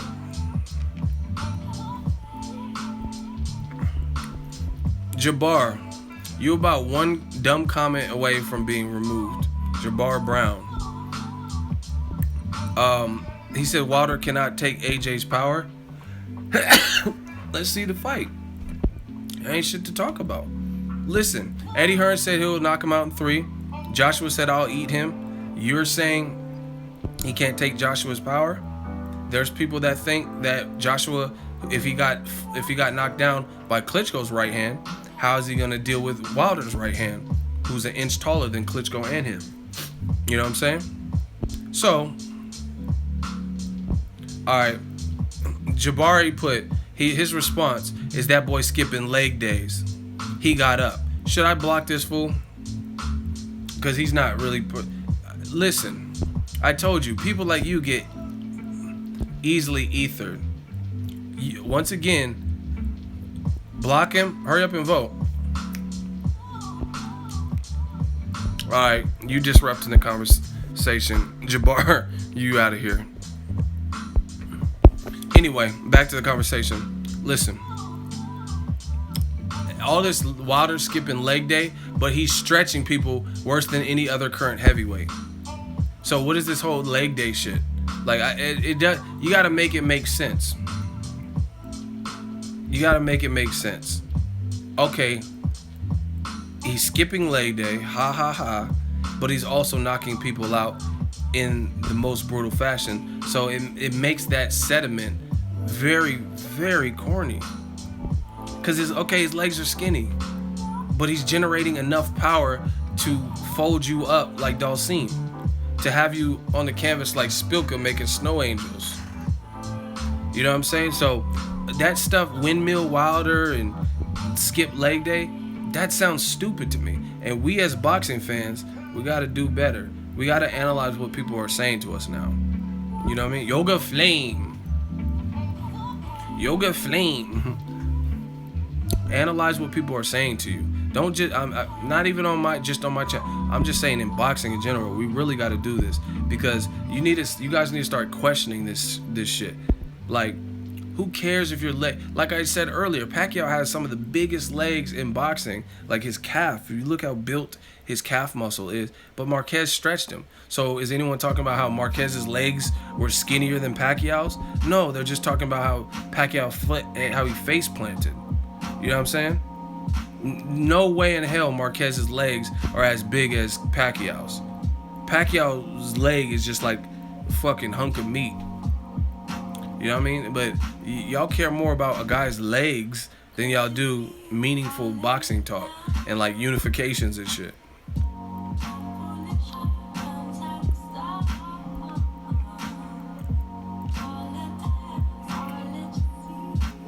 Listen, no, AJ is more technical, but that's what makes this fight good, because AJ is more technical. I agree with you, but Floyd is far more technical than Maidana, and he had more problems with Maidana than he had with a lot of other people who are more technical, Robert Guerrero or something.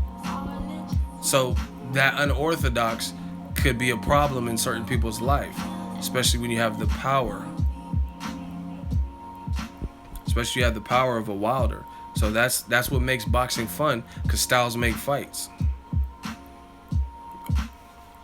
So that's really it. But like, it's not. I don't even care about all these fight predictions, because none of that matters unless they negotiate and actually make the fight. You know what I'm saying? So who cares about, ooh, Joshua's a better jab or Wilder's jab is better? Like, none of that really matters unless the fight's in negotiations.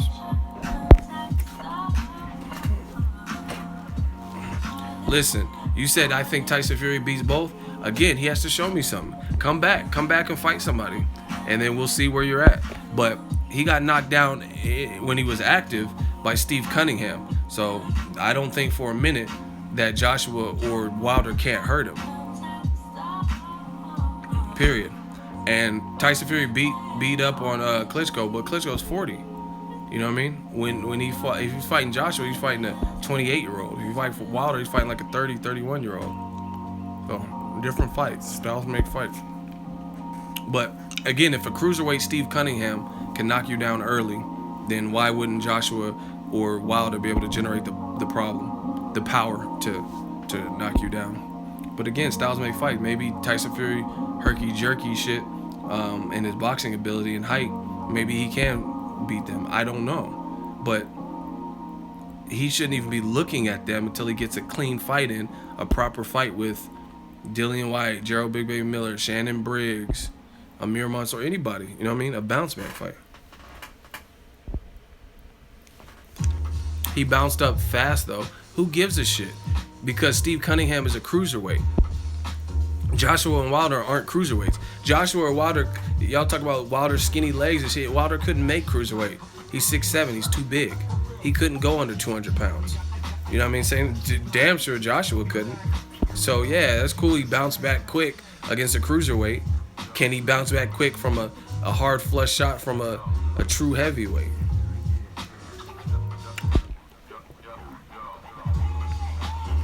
Other thing Joshua said that makes, I don't get it, man. I just don't get it.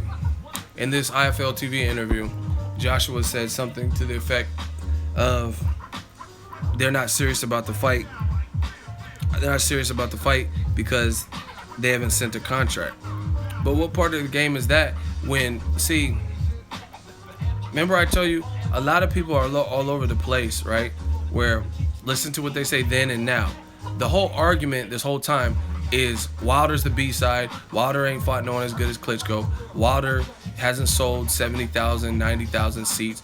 B-side, B-side, B-side, right? That's what everyone's talking about. So my question to you is, since when does the B-side call you out aggressively and send out the contract? You know what I mean? That's not really part of the game from what I've seen. Like, if you want a Floyd Mayweather fight, you get chose. You get chosen. Robert Guerrero had been calling out Floyd Mayweather. He was the mandatory after he beat Selçuk Aydin. He was the mandatory for Floyd's belt, and he wanted that work. It took him a while, you know what I mean? Floyd actually went to jail, and then he decided to take that fight as a comeback fight after he went to jail after the Cotto fight. But Guerrero got chose. You know what I mean? That's like How many times has Amir Khan called out Floyd? Right? How many times has Amir Khan and Floyd fought? 0.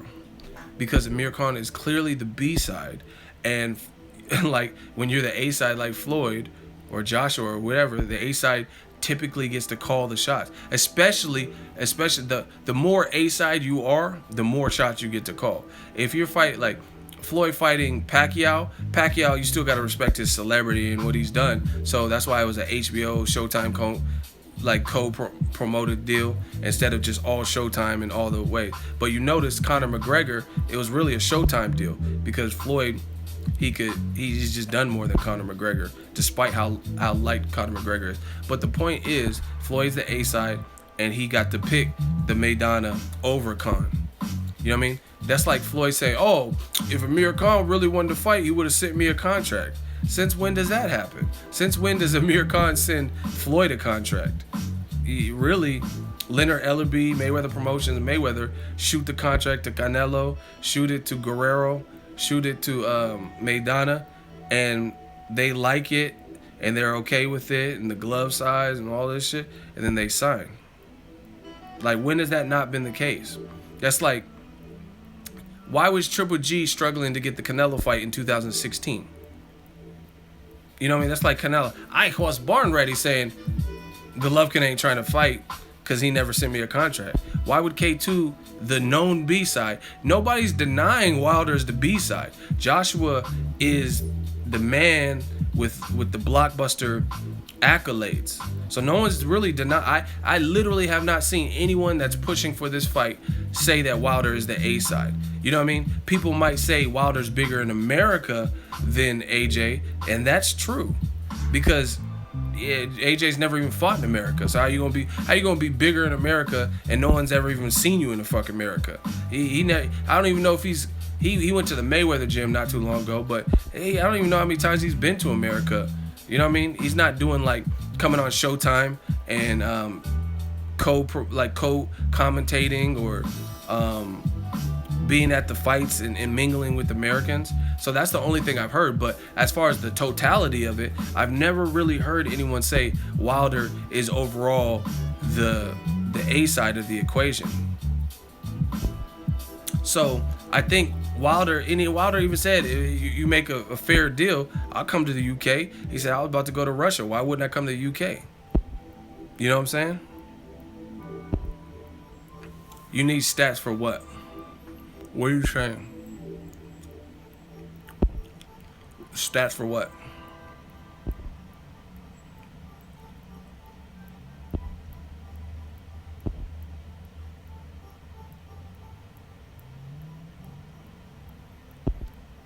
Anyway, you're taking too long to respond. But like I said, that what Joshua said in that didn't make sense to me, because to the way I've always understood it is part of the perks for being the A side is you get the mandate and call the shot. Like, do you think Saddam Ali sent Miguel Cotto a contract? Honestly, somebody answer that. Cotto's clearly the A side. Do you think Kamagai or Saddam Ali pressed up a contract? You know what I mean? Their promoters, their team, and faxed it to Cotto and be like, read over this and tell me if you like this, Cotto. They didn't do that. Miguel Cotto's the known A side, and when you're the A side, you get chose. That's how I've always known it to be. Cotto, that sounds crazy, Saddam Ali. Yeah, Cotto signed the contract I just sent you. Cotto be like, I'm Miguel Cotto, and I'm in Yankee Stadium with. Like, why would you send Cotto a contract when you're Saddam Ali? Like, so that whole sequence of the interview really missed me. Like, I didn't understand it. All right, we got another hot seat. His name is Mr. Bunbury. You are Buns, and you're about to get burned up in the hot seat. So his statement that he has to prove, because I told y'all not just gonna be putting comments. He says, "Ego, you sound bitter." What do I sound bitter about? Your turn. You have up to 3 responses, and if you waste them and you're wasting people's time, then it'll be less than that. So what am I so bitter about? What reason do I have to be bitter? I just got back from New York. I do what I do for a living that I love. Why am I bitter? Please explain. The crowd is waiting. I told you we on some gladiator shit. You're not giving AJ no props. What have I not given him props for? See, once again, just like court, the burden is on you. I'm bitter because you're American. Yeah, so even though I just told you, you must be new, I used to live in England. So that doesn't really work for me. You know what I'm saying? LOL. Yeah, of course you're going to laugh. So I used to live in England. I have much love for England and the UK. And I used to live there, so that doesn't really work against me. Now, you might be able to do it with one of these other Americans who've never been to the UK or something, but it doesn't really work for me. So, explain that to me. You said I'm bitter. What am I bitter about? And I've already given you more than 3, which is more than you should have been allowed. But I just want to fry you some more.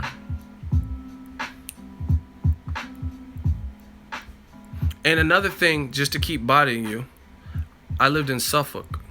I lived it was 45 minutes, an hour from London. I have pictures with Big Ben and all that. So you see, you're not gonna challenge me. Like, you thought I was gonna not know where I lived. Like,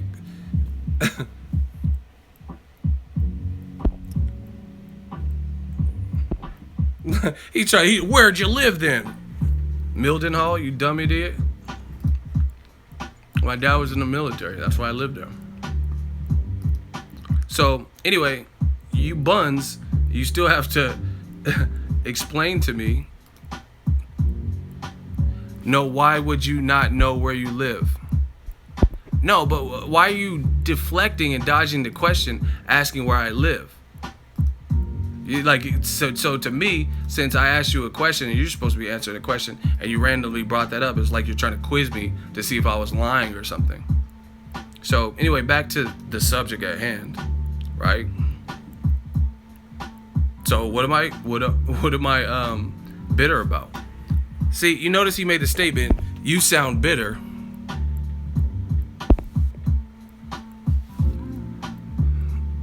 You sound bitter. I said Mildenhall. I meant Lakenheath. That's where I was at. But you said I sound bitter. Then you said you're not giving AJ props. Once again, you still haven't explained that. Daz Paz, you're not in the hot seat, but you can get it. Where's Daz Paz? Oh, you see that British flag? Oh shit. Oh yeah. You see that American flag, that British flag? Oh yeah, I lived in England. Oh, who's that? I told you, y'all can't use that. Y'all can't use that. You hate UK. Look at all these UK kids. Shit, Billy Joe or one of them motherfuckers was probably in my class with me. So y'all can't do. Y'all ain't using that shit against me. Oh, you hate the UK. I lived there. Next. I went to school out there. Great time. So, how am I bitter? No, I just did that because it was on my Facebook. That was easy work. I didn't take no research. Yeah, ego brought the facts. That's what we do. New media. You see that fucking British flag? You fucking chat shit get banged. Chat shit get banged. You see me up in this class. Chat shit get banged. Man's not hot. I told you, man's not hot. Chat shit get banged. Hey, where you at? Buns, where you at? Chat shit get banged. Hey, bruv. Listen to me. Your man's not hot. Chat shit get banged. You gotta do something, baby. Chat shit get banged. You'd be Two-Face from Batman if your face was symmetrical. Come on. Chat shit get banged. We ready. UK. I got that UK in my blood. You ain't gonna use that against me. Shit, I probably went to school with Anthony Joshua. But you didn't know. Shout out to Lakenheath, man. Repping that Lakenheath. Anyway, chat shit get banged. Where Buns at? He done? Let's vote. Hey, bruv. Hey, bruv. Where you at, man? Bloody hell, where you at, man? Chat shit get banged. Where you at? Chocolate brownie. So basically, Where you at, bruv?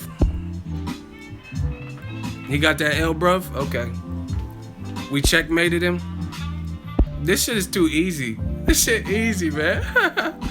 Ego the Undertaker. You damn right. Could I have a biscuit?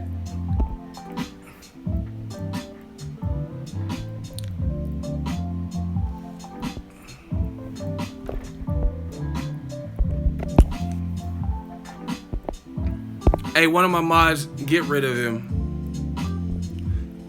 Basically, get rid of him. What's his name? Bunzo? He done for.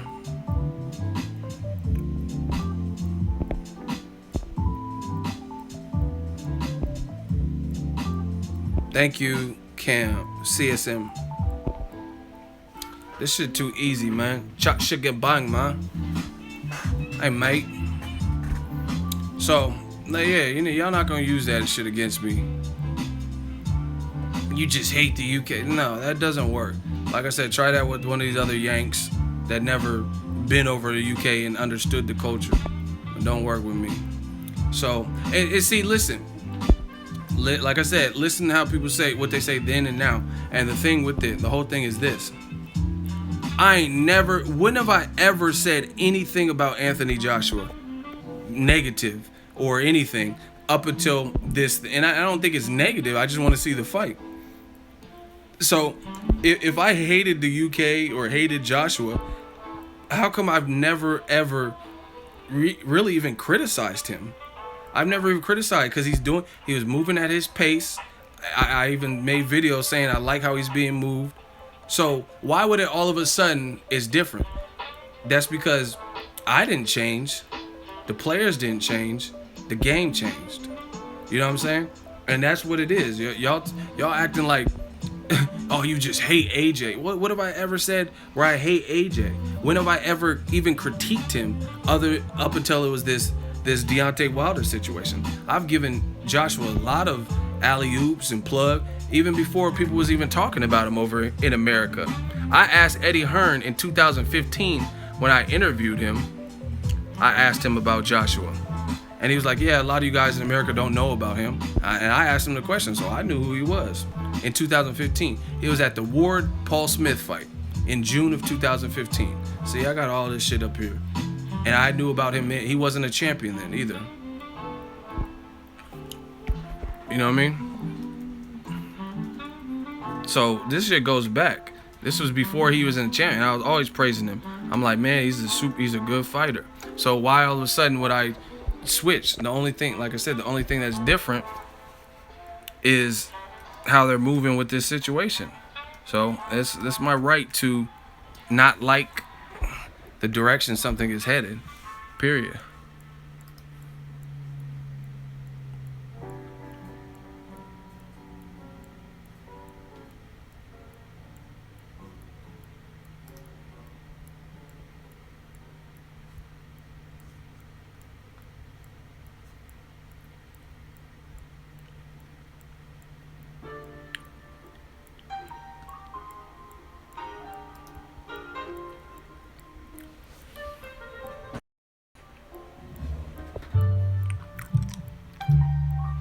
Someone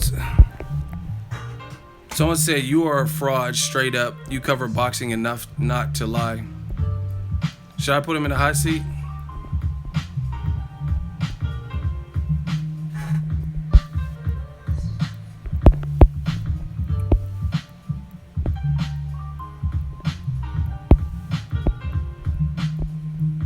All right, we got a hot seat victim.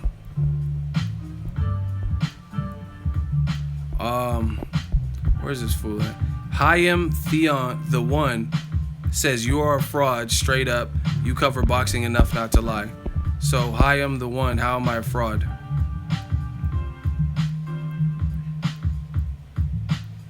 How am I a fraud? Like, do you know what the term fraud means?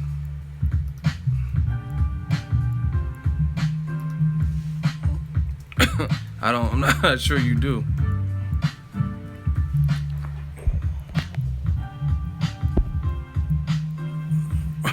Let me know if you replied.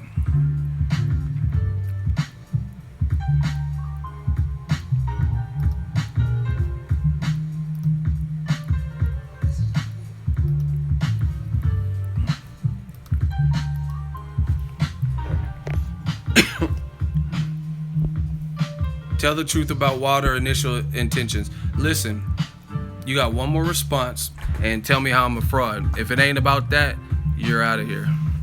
Good luck. Like Martin said in Bad Boys. Oh, but the bad guys probably know where you're at. Good luck.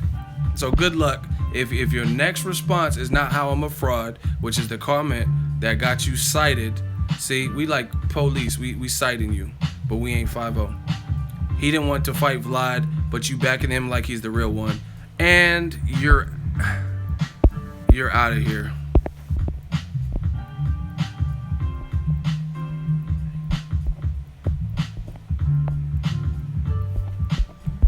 You're not talking about anything that has anything to do with anything.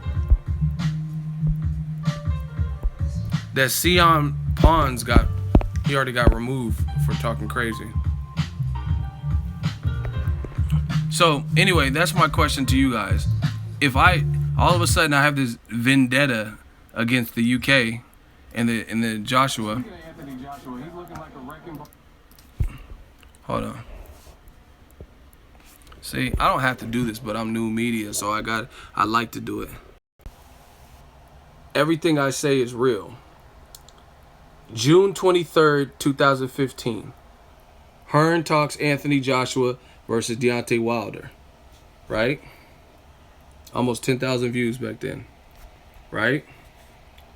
June?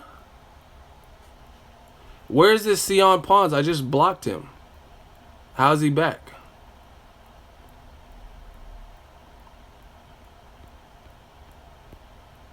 How is he back?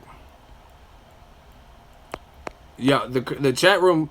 Listen, I need my mods to step up. The chat room got to get organized because there's a lot of people keep putting hot seat this person. That's not how it works. Mods, just get on it. Get on it. Whoever needs to be taken out, take them out. Because it's like I'm trying to run the stream. I don't have time to be babysitting. Thank you, mod DJ Yo. June 23rd, 2015. So, Boxingego. Yeah, that's me. Yeah, that's me. Yup.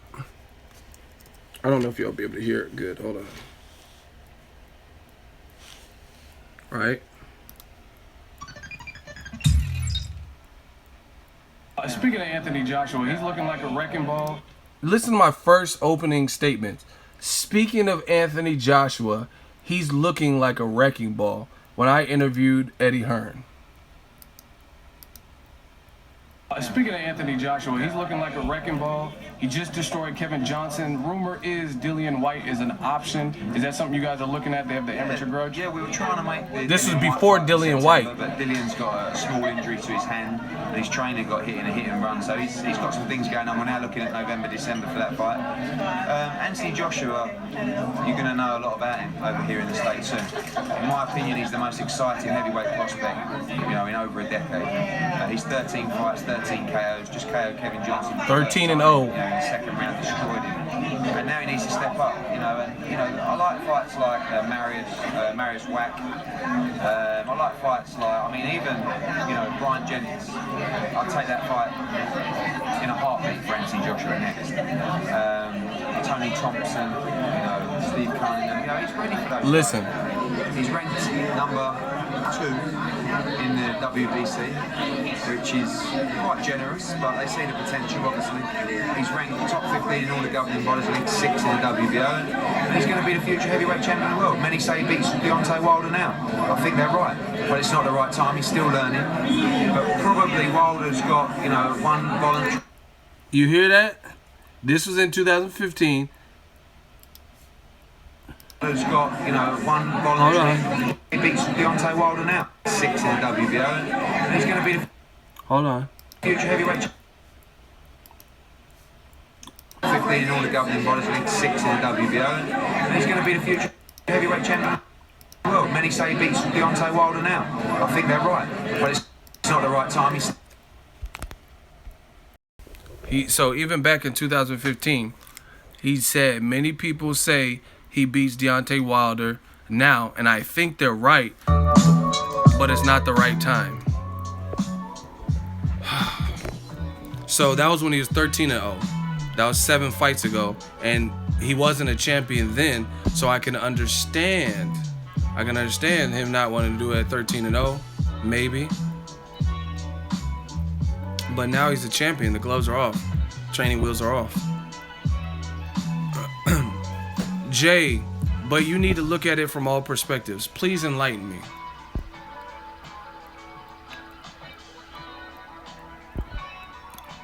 Enlighten me how I need to look at it from all perspectives. Amuse me.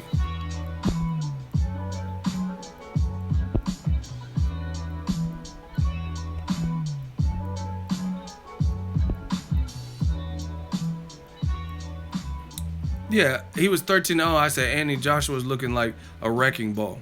Opening statement. But now I hate Joshua and the UK. Ego has been covering all fighters and promoters. And you know that. I went to fucking Top Rank, Crawford, and Dongo, Canelo Triple G, Showtime, Broner Garcia, Mayweather McGregor, whatever I was at last week, Stiverne Wilder.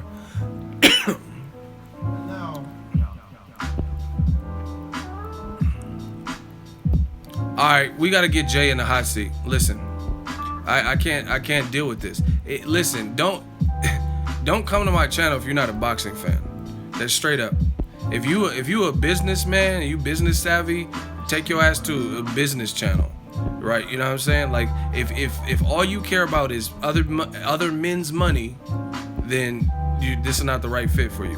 So Jay's in the hot seat. I see y'all keep going. First of all, your comments at first, I'm like, okay, I'll let that slide. But then you keep talking. Now I gotta get you. Jay says, as a fighter, do you not want to maximize your payday? Why do you care about anybody's payday? How much are you gonna see? So I can see why. Why do you care? Why do you care about Wilder's money? Is he splitting it with you? Is he giving you any of it? Is Joshua giving you any of his money? You're a boxing fan. Why wouldn't you be worried about boxing? So please explain why you're worried about Joshua maximizing his ultimate top dollar as a boxing fan. And check this out. Wilder Joshua is hot right now. Hot topic right now. If either guy looks suspect in their next fight and or loses, then that has taken the money actually down. So you have to remember that it doesn't only work one way. The only way it works one way is if everyone keeps winning and winning impressively. And this is boxing, so that doesn't always happen. There's also a reversal. The reversal is one of them looks suspect, and then now the fight has lost some steam, because who's going to want to watch the fight if, let's say, Wilder or Joshua struggle with a number ranked 12 guy or something. And then he put, I agree, which means I'm bodying you. Because why would you agree if you weren't getting bodied? And once again, Joshua did 70,000, or let Eddie Hearn tell it, 76,000 versus Pulev/Taco. Right? If Wilder, who I have on tape saying I was willing to go to Russia, then I can go to UK, make me a reasonable deal. I'll go to the UK, right? Oh wow, Jay, Mayweather-Pacquiao built for a long time, but fans didn't like that. Fans were at each other's throats for 5 years, and listen, I could tell you're a rookie. Don't come at vets if you're a rookie. It usually doesn't work out well, especially when the hot seat. Because one of the centrifugal differences in Mayweather-Pacquiao is the initial reasons that fight didn't work is because Pacquiao did not want to take a drug test. At the time, this wasn't popularized.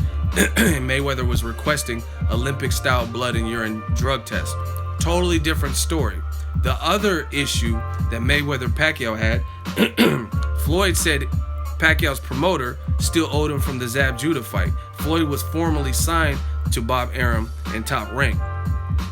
So you had a difference at different points. You had different networks.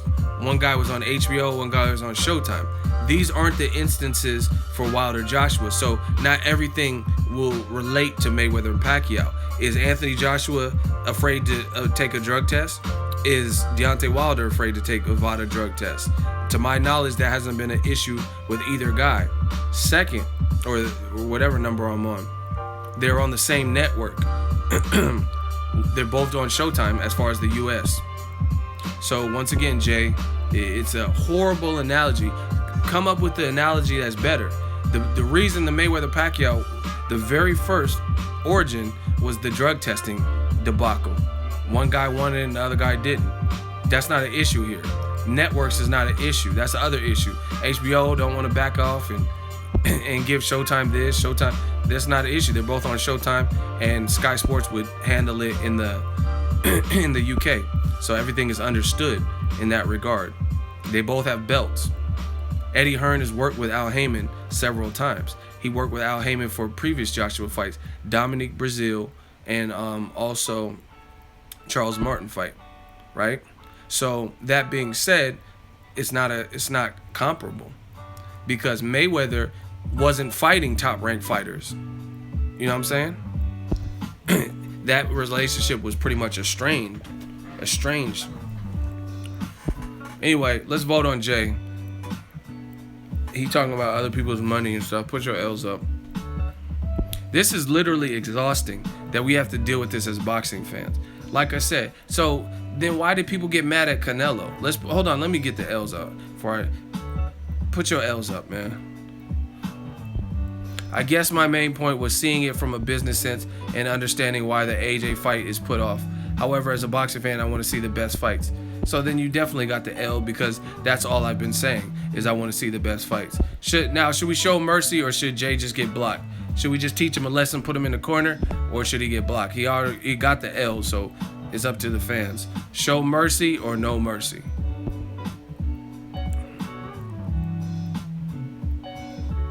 All right, show him mercy. One of my mods just put him in timeout so he can come back. We let him off the hook. Jay can come back. Show mercy to Jay. One of my mods just put him in timeout. Y'all weren't that annoyed with his responses, so we're gonna let him slide. Damn, y'all savage. No mercy. Now, most people voted, from what I seen, mercy. So, all right, we just put him in timeout. He can come back after this point. Shout out to DJ Yo for handling that. Again, this whole, why would fans talk about the business like so much? Like, literally, me, I report boxing. That's the only reason you see me talking about, like, for example, I put out a video yesterday, right? This is a true story. Put out a video yesterday about Wilder, Stiverne 2 numbers, and I put it out. It was like just under 900,000, right? Just under 900,000. I report boxing. Literally the only reason why I put that video out, because I report boxing and it's news. But before I started doing this on YouTube and covering fights and stuff, when I was just a fan and I was telling my boys about the fight, I didn't be like, man, if anything, I'd be like, man, Wilder, he really knocked out Stiverne. You catch that? That's crazy. But I would never be like, back then when I didn't cover boxing, as a fan, as purely a fan, I never said, man, that Wilder Stiverne 2, they did 884,000. Can you believe these numbers? I didn't care about that type of stuff, because I was just a fan before I started covering boxing, going to fights. So it's like, most of you guys are in that. I don't see you guys at the media days. You know what I mean? I don't see you at the fight week. Majority of the people that I see commenting, I don't know any of you guys like that. You know what I mean? That are at the actual fights as media members. So I'm assuming a lot of you guys are just boxing fans. So once again, why do you care about all this numbers talk and the money, and like, it's just crazy. When let's say I went to Canelo Triple G, not as media, but I just went to it as a fan. I don't care about how much money the T-Mobile Arena made, unless they gonna cut me a slice, cut me some of that off, break me off. I mean, I'm not gonna be like, they sold 4,262 hot dogs tonight. They made a killing. I don't care. What was it, T-Mobile, how much they gross and tickets? What does that have to do with me? But that's what fans want to do. Oh, Wilder, Joshua, let it promote, let it build up. Fans acting like stakeholders. I like that. I like that a lot. That's what it feels like. It's like, what? Like, all this to not see a heavyweight fight? Like, what? Like, you really boil it down to that. All this, like, excuses and Dillian White and A side, B side, and these numbers, that numbers. Yo, I don't like desperate men. You are blocked. Jorge Martinez, blocked. You're very desperate. He's like, put me in the hot seat. How do I get in the hot seat? Hot seat. Oh, this seat is hot. Like, I don't have time for that. That's creepy. Who wants to be in the hot seat and potentially risk getting kicked out? So I'll just save you a step and kick you out. Oh, fuck yeah. Put me in the hot seat. I'm Jorge. I like it hot. Muy caliente. I like this hot seat stuff. Automated son of a bitch. Like, what the fuck is wrong with you dudes, man? Put me in the hot. I woke up. I couldn't wait to be in the hot seat. Fuck pause. And no homo. I just like my seats hot. Oh, fuck yeah. Like, desperate ass dudes, man. Man, I'm trying to tell y'all, if y'all really like women, I don't know.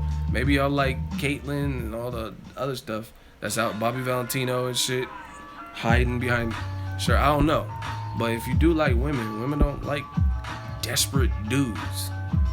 Oh, fuck yeah. I want in. Let me in the hot seat now, buddy.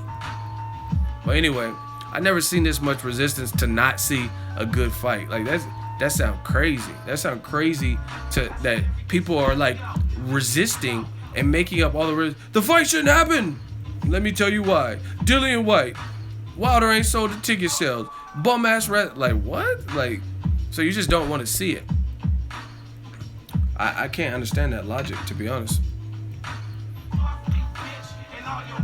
It's like a kid not wanting like candy or something. If you're a kid, you got straight A's and your parents want to reward you and take you out for pizza and get you like ice cream and what kid's gonna be like, no, I don't want no pizza, I don't want to celebrate. There's no time for celebration.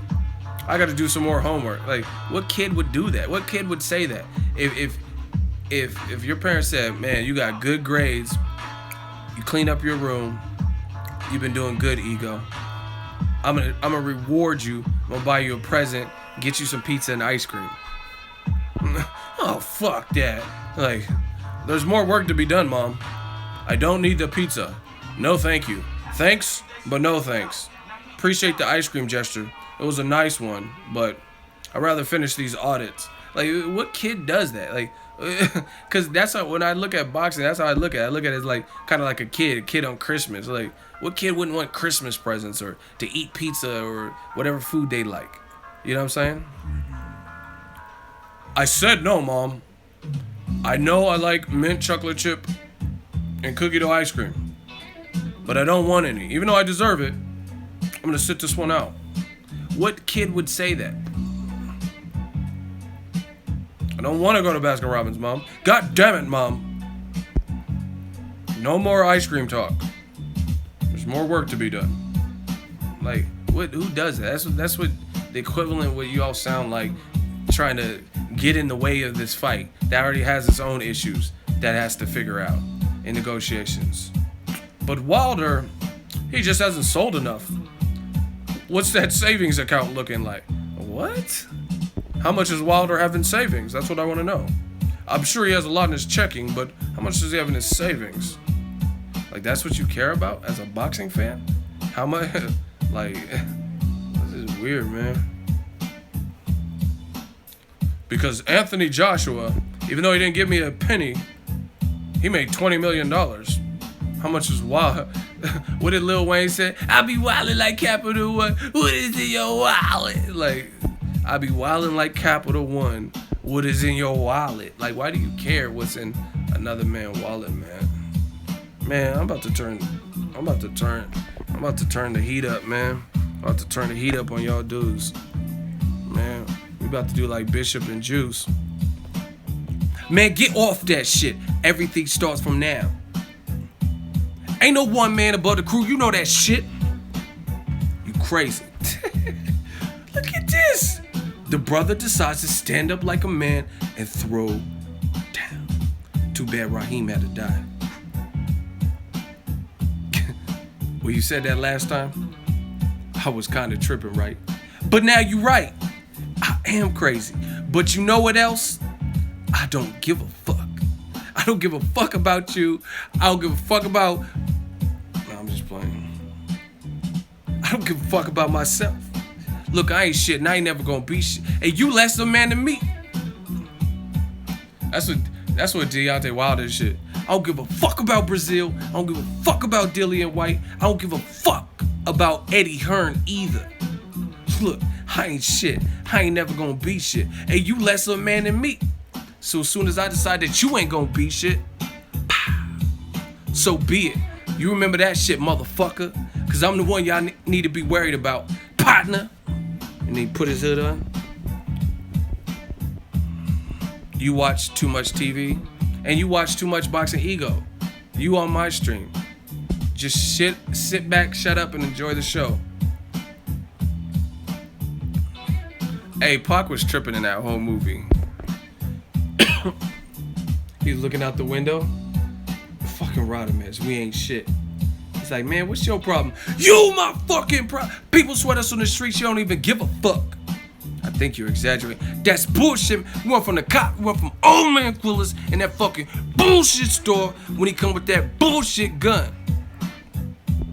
Oh, wow. Let me body Joe real quick. No, let me just block him. He says you're a gangstar wannabe. Gangstar. You sound stupid as hell. You're a gangstar wannabe. Like what? I'm the group. Gangstar? He spelled gang with star. Y'all stupid. Whatever. I'm a gangstar wannabe. Anyway, man. It's a good fight. Make the fight. Simple. But yeah, I didn't understand that what Joshua was saying. Yeah, rest in peace to Guru, the real gangstar. I don't understand what Joshua was saying. Is Wilder never sent him a contract. When has that been the part of the game where the B side sends a contract? Yo, we've been at the same amount of likes for a while. Hit the like button. If you're in the stream, we've been going for a minute. I'm about to get off anyway, but hit that like button. Hey, Ego, can Amir Khan make a good comeback in any division? I don't know about any division. I think he need to stay at 147. I don't think he can make 40, and 54 is too much, so it has to be 47. A lot of killers up there, a lot of killers at 47. So I think he should take some tune-ups, Bradley Skeet or some lower level, and then try to maximize with the Kell Brook fight, and then, you know what I mean? Loma smashes Rigo. Shit, let's see it. It doesn't matter if he still wants to fight Floyd. Floyd's retired.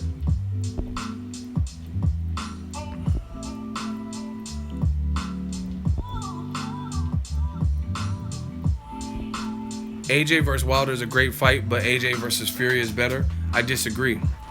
I totally disagree. Why would you want to see... I disagree wholeheartedly. I should hot seat you. But Gregory White, why is Fury a better fight?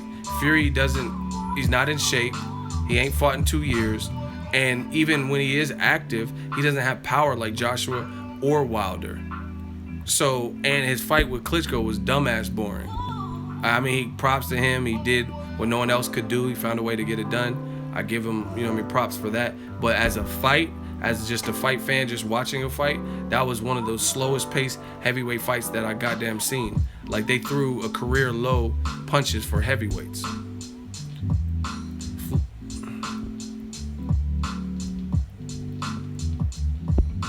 You know what I'm saying? So it's like, why would you rather see Joshua? I understand it's a big domestic fight and stuff, but to me, it's like,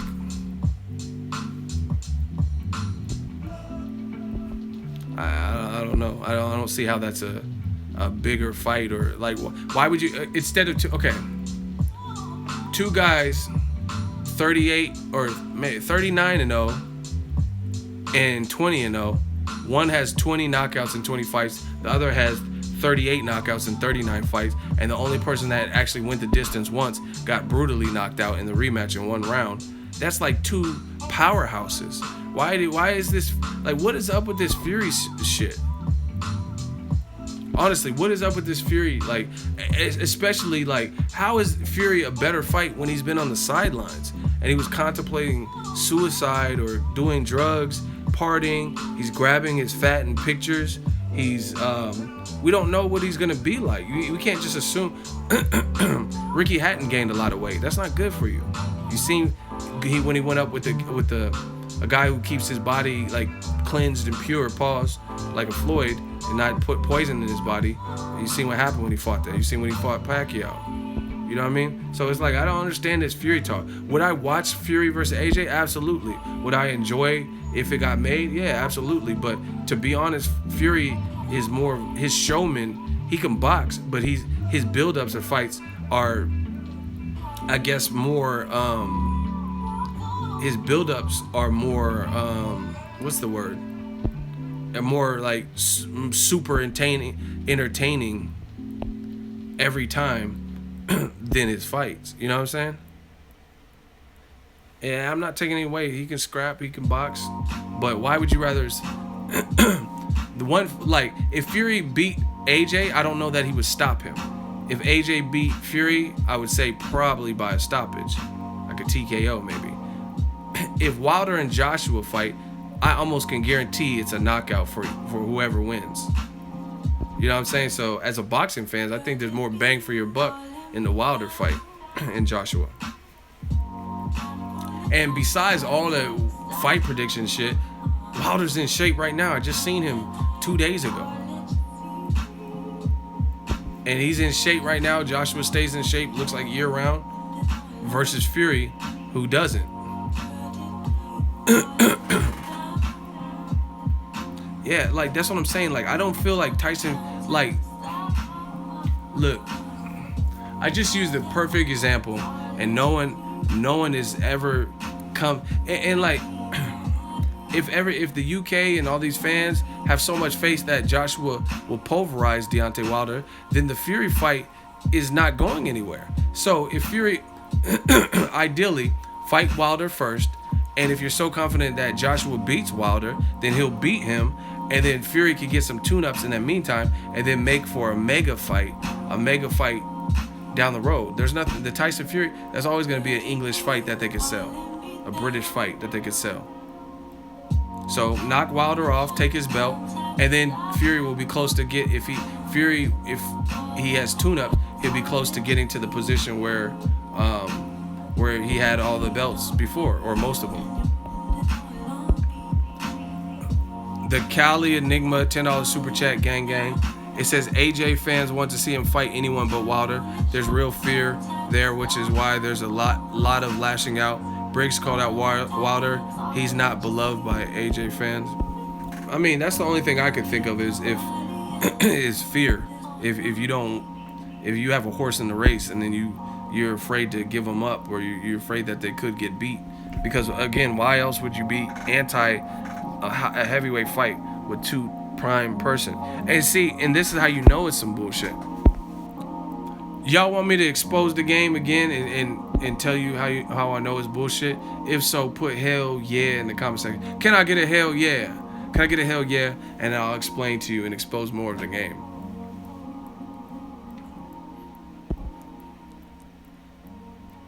I need a couple of hell yeahs. We got one. We got two. Can I get a hell yeah? And I'll expose the game. Well, alright, you guys are putting it now. So let me explain this to you. Nobody cared about the pacing of Joshua's career, meaning they were upset with it. Fighting Charles Martin, it made business sense.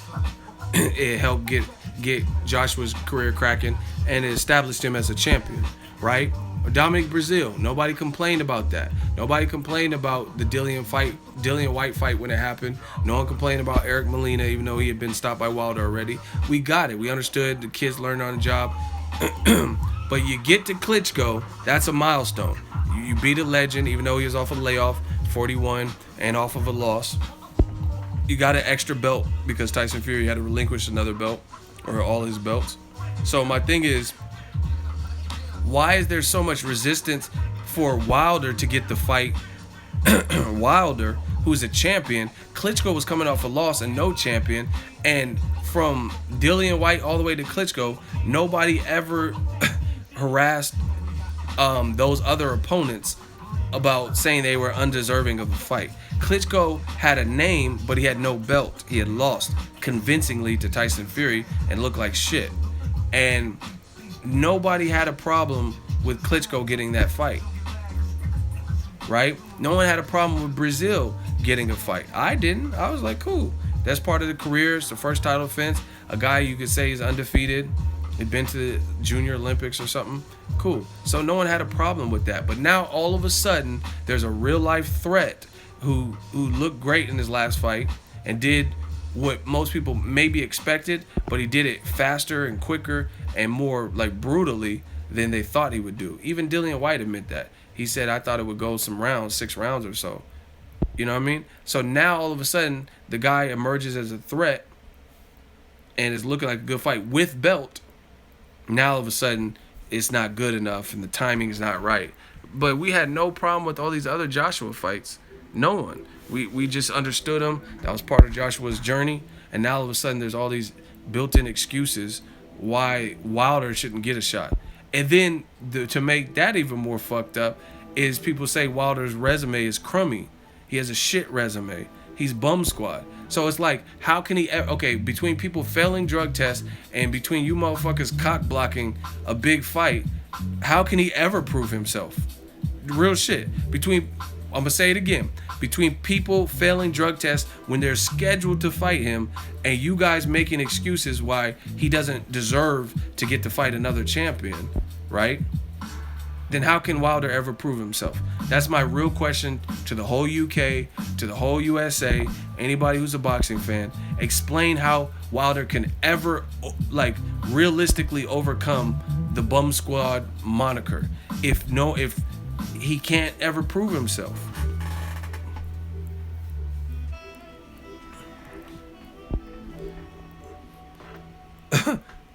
All right, we got a stupid old feck off. I told y'all gonna be held accountable for what you say. So you said stupido. We gonna see who's stupid. You said Dillian White. So how is fighting Dillian White prove that he's not bum squad? To those people who are saying bum squad and calling them names. Stupido, we talking to you. And that's his name. I'm not calling names. That's his name. His username. Dillian is legit. Yeah, but he legit got knocked out by AJ. So how would that give how would it give Wilder this remarkable name that people would be like, okay, so here's my question to you. If Wilder knocks out Dillian White, does he get as much credit as Joshua knocking out Klitschko? Yes or no, and why? So would you, and do you think the masses would give Wilder the same amount of credit, like, wow, that's your name, you just knocked out Dillian White? Would he get the same amount of credit as Joshua got for knocking out Klitschko? Oh, we got another hot seat victim. Oh, I can't wait. This is fun. I'm telling y'all keep putting these comments. We going one by one. Okay, so now you just admitted no, he wouldn't get credit. So why are you throwing out Dillian White knowing he won't get anywhere near the realm of credit that Joshua got for fighting Klitschko? So AKA Dillian White would not be his remarkable name that shuts the critics up. So I think the point, since you just agreed with me, I think the point has been made. Everybody put your L's up if he could not coexist with the kid and the super chat.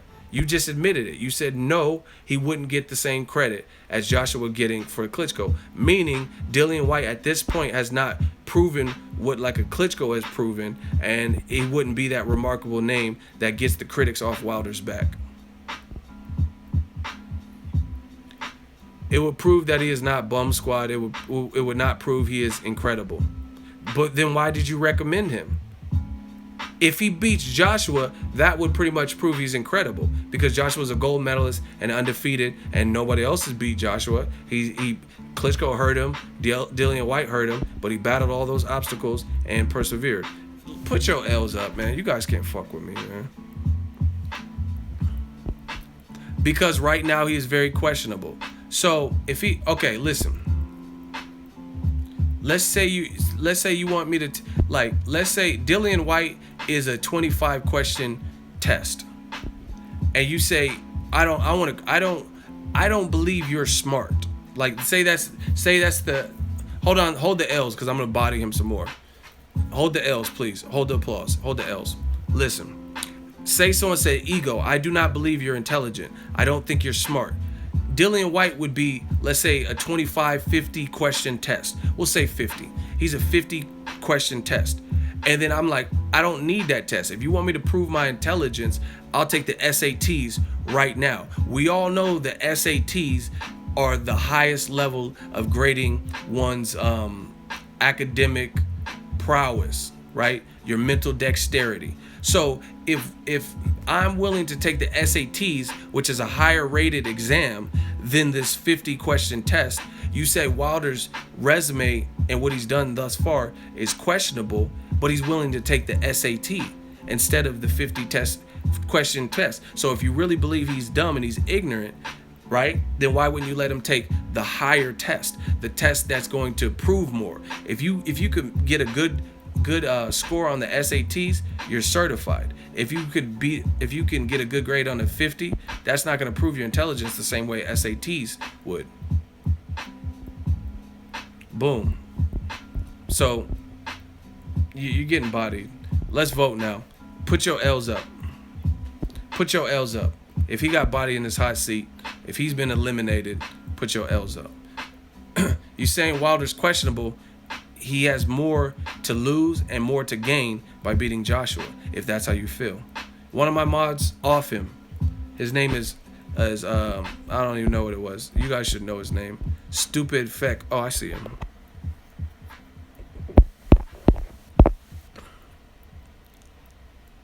That's what I'm saying. Like I said, Wilder's so questionable. He's so questionable that you're preventing him from taking.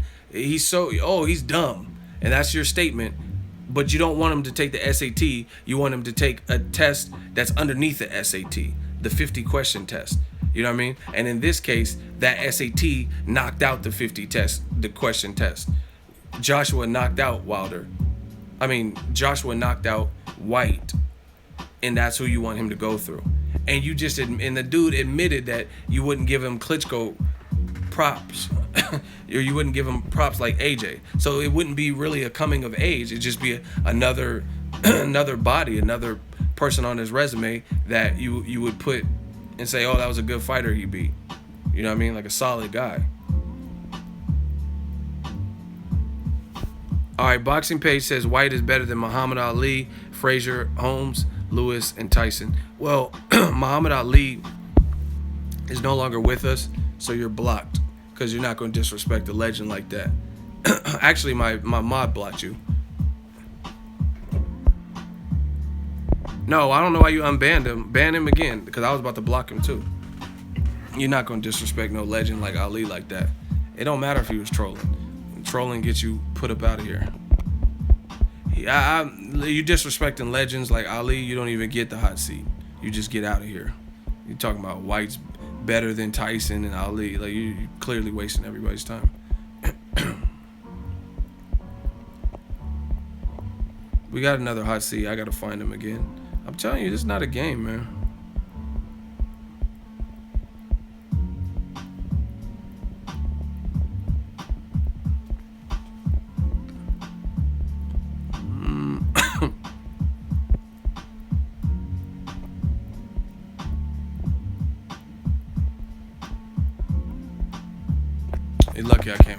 I was about to bury somebody else.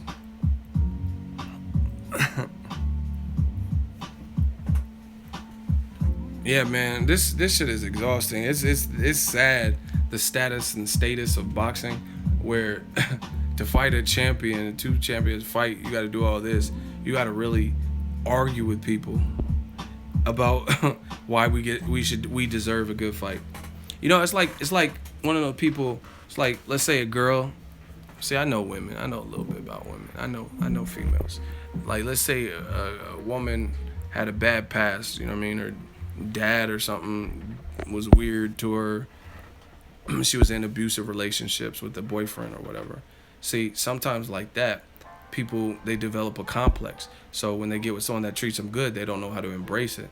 They don't know how to embrace it because they're not used to it. Everything that they've received in the past was not the proper way to love. Like, you know what I mean? Guys that would put hands to you when they get mad or touch you or violate you or whatever, you know what I mean? Whatever the situation is. And they become lost in the world and disenchanted. That's how some of you boxing fans are sounding like. You guys, it's like, as fans, you don't understand how powerful your voice is. Oh, Stupido is back, and he's blocked again. But it's like you don't, as a fan, it's crazy. It's like you don't know when something's good is in front of you, type of shit. You just, I don't deserve this. Like, everybody deserves good shit. You know what I'm saying? Like, we don't deserve Wilder, Joshua. You guys are making excuses. I'm a fan. I put money in this. I put money in this. Okay. Kurt Shaw, you in the hot seat. Ego, boxing is a business. All you businessmen line up one by one, and I'm gonna have a firing squad in the hot seat. Kurt Shaw, you in the hot seat. Ego is boxing is a business. Listen. You're telling the person who makes money online, who has a business in boxing, who covers fights, financed all by myself, that boxing is a business. So please tell me more how boxing is a business when my only business, my whole full-time employment is boxing, is through YouTubing, so tell me more how boxing is a business, as if I don't know. If anybody knows, I know. Who the fuck is Jay? Yo, one of my mods, if there's someone that came back that got blocked, just off him. They don't get a second chance. You're not no cat. You don't got 9 lives. So tell me more about boxing being a business. Kurt Shaw, please explain. And you have to hurry up for the sake of keeping the stream free flowing. Kurt Shaw, explain how boxing is a business and how the business of a star champion that can fight Carlos Takam, a late replacement, and do 70 to 76,000 tickets. Tell me how, if Wilder came out there, it would do poorly, since boxing is a business. So explain how the business doesn't make sense. Please explain how the business side doesn't make sense with that fight. What are you unblocking people for? Like, why would you? I don't understand. All right. Kurt Shaw, he has 15 seconds. 15 seconds.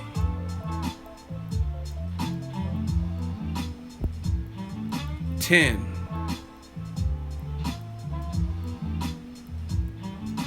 5.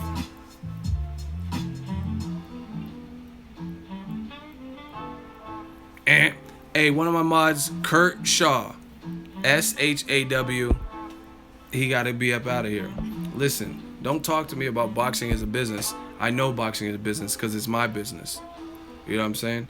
And again, it makes sense for Joshua and Wilder to fight. Why did you guys even, the title is about Wilder and Joshua Wilder. Why'd you guys click on this stream if you didn't care?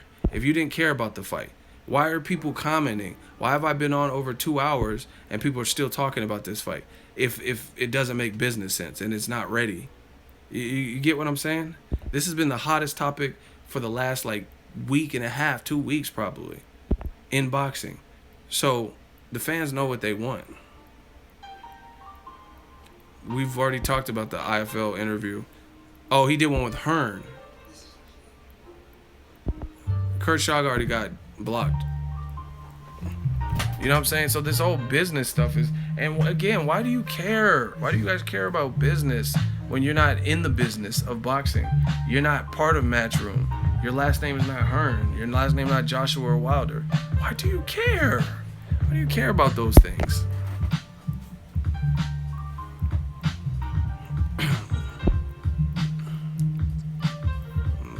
Yeah, Wilder and Joshua can build up more, man. Yeah, but it could also get fucked up in the process if one of them loses or struggles. And the timing is perfect. They both got rid of mandatories. Luis Ortiz kind of blocked from the WBA. He got dropped from the rankings. So that's another mandatory Joshua probably don't have to worry about. So it's like nobody's really in the way other than the promoter and not wanting to make the fight next. What's the way? Like what?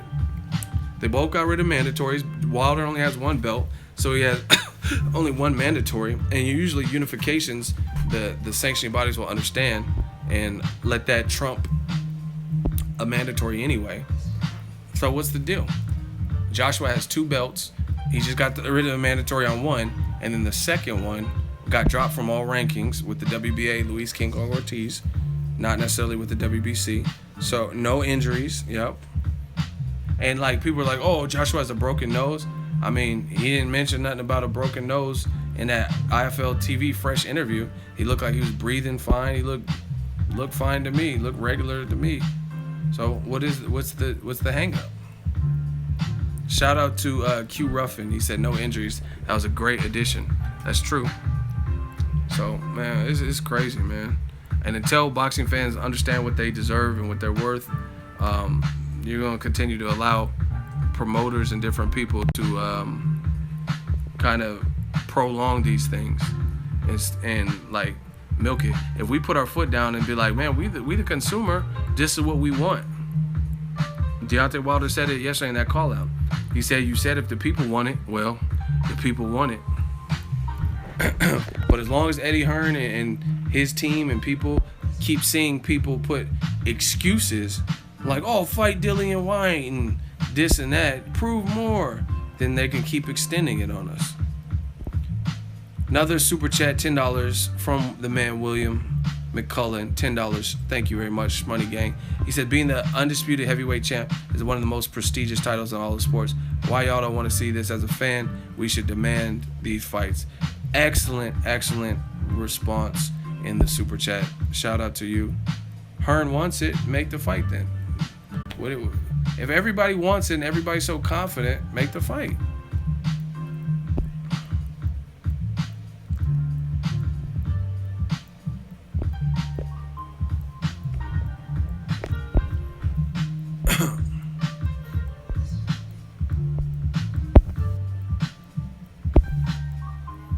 It's being made. You don't know that. They haven't even met up. Okay, what's the date of it? It's being made. Being made is a bold statement. Yeah, I heard Hearn's gonna be in the States for the Jacobs fight, but it's being made. So tell me, what's the venue? What's the date? Give me some details.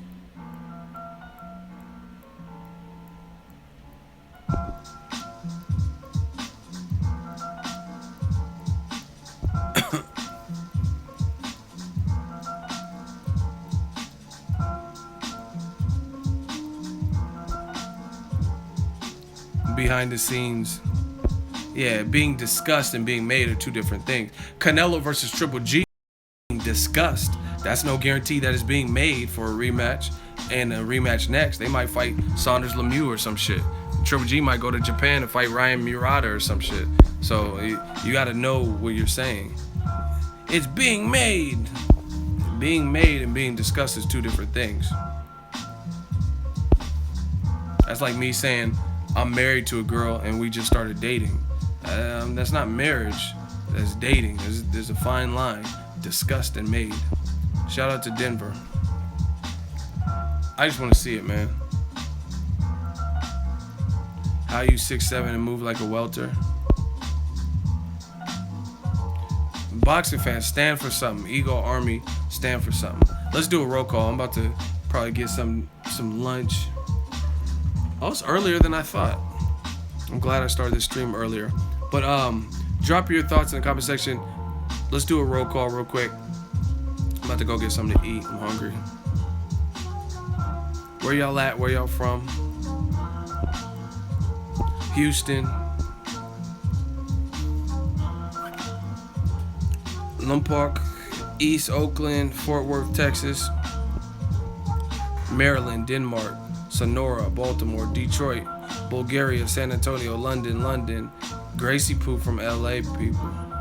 Arizona, Houston, London, Toronto, Stockport, Cali. I love seeing this. Chicago, Garfield Park Boxing, Guatemala, Southampton. We're represented everywhere. Brixton, London, England, London. See, the UK be in the streams. They be holding it down. Budapest, Boston, North Korea, Colorado Springs, Charlotte, North Carolina, Queen City, baby. Yeah, man, boxing fans, just stand for something and stand up for what we're worth. You guys are making excuses for why the fight shouldn't happen, never happen.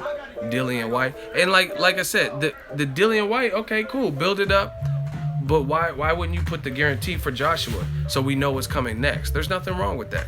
I don't see anything wrong with that, because then that gives the fans something else to be happy for. New Media from Cleveland, shout out to Floyd, $2. Shmoney Gang super chat. Man, New Media, man, we on the case. We on the case. Don't get it twisted.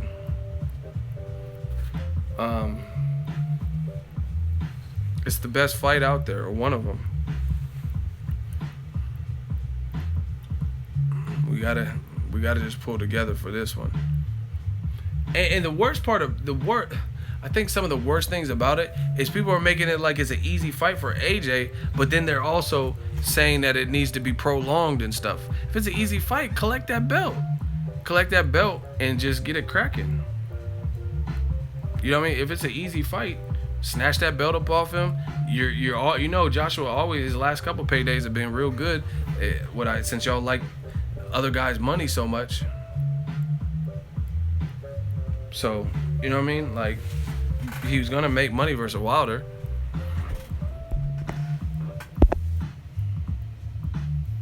I just want to see it. But me personally, on the IFL TV interview, I just wish he was more. The way Wilder is coming at him, I really wish he turned it up. Like my southern homie, Wilder, like he says, Wilder was geeked up. Wilder was geeked up shoddy. And Joshua was just like super mellow. And he was like, yeah, I haven't seen a contract.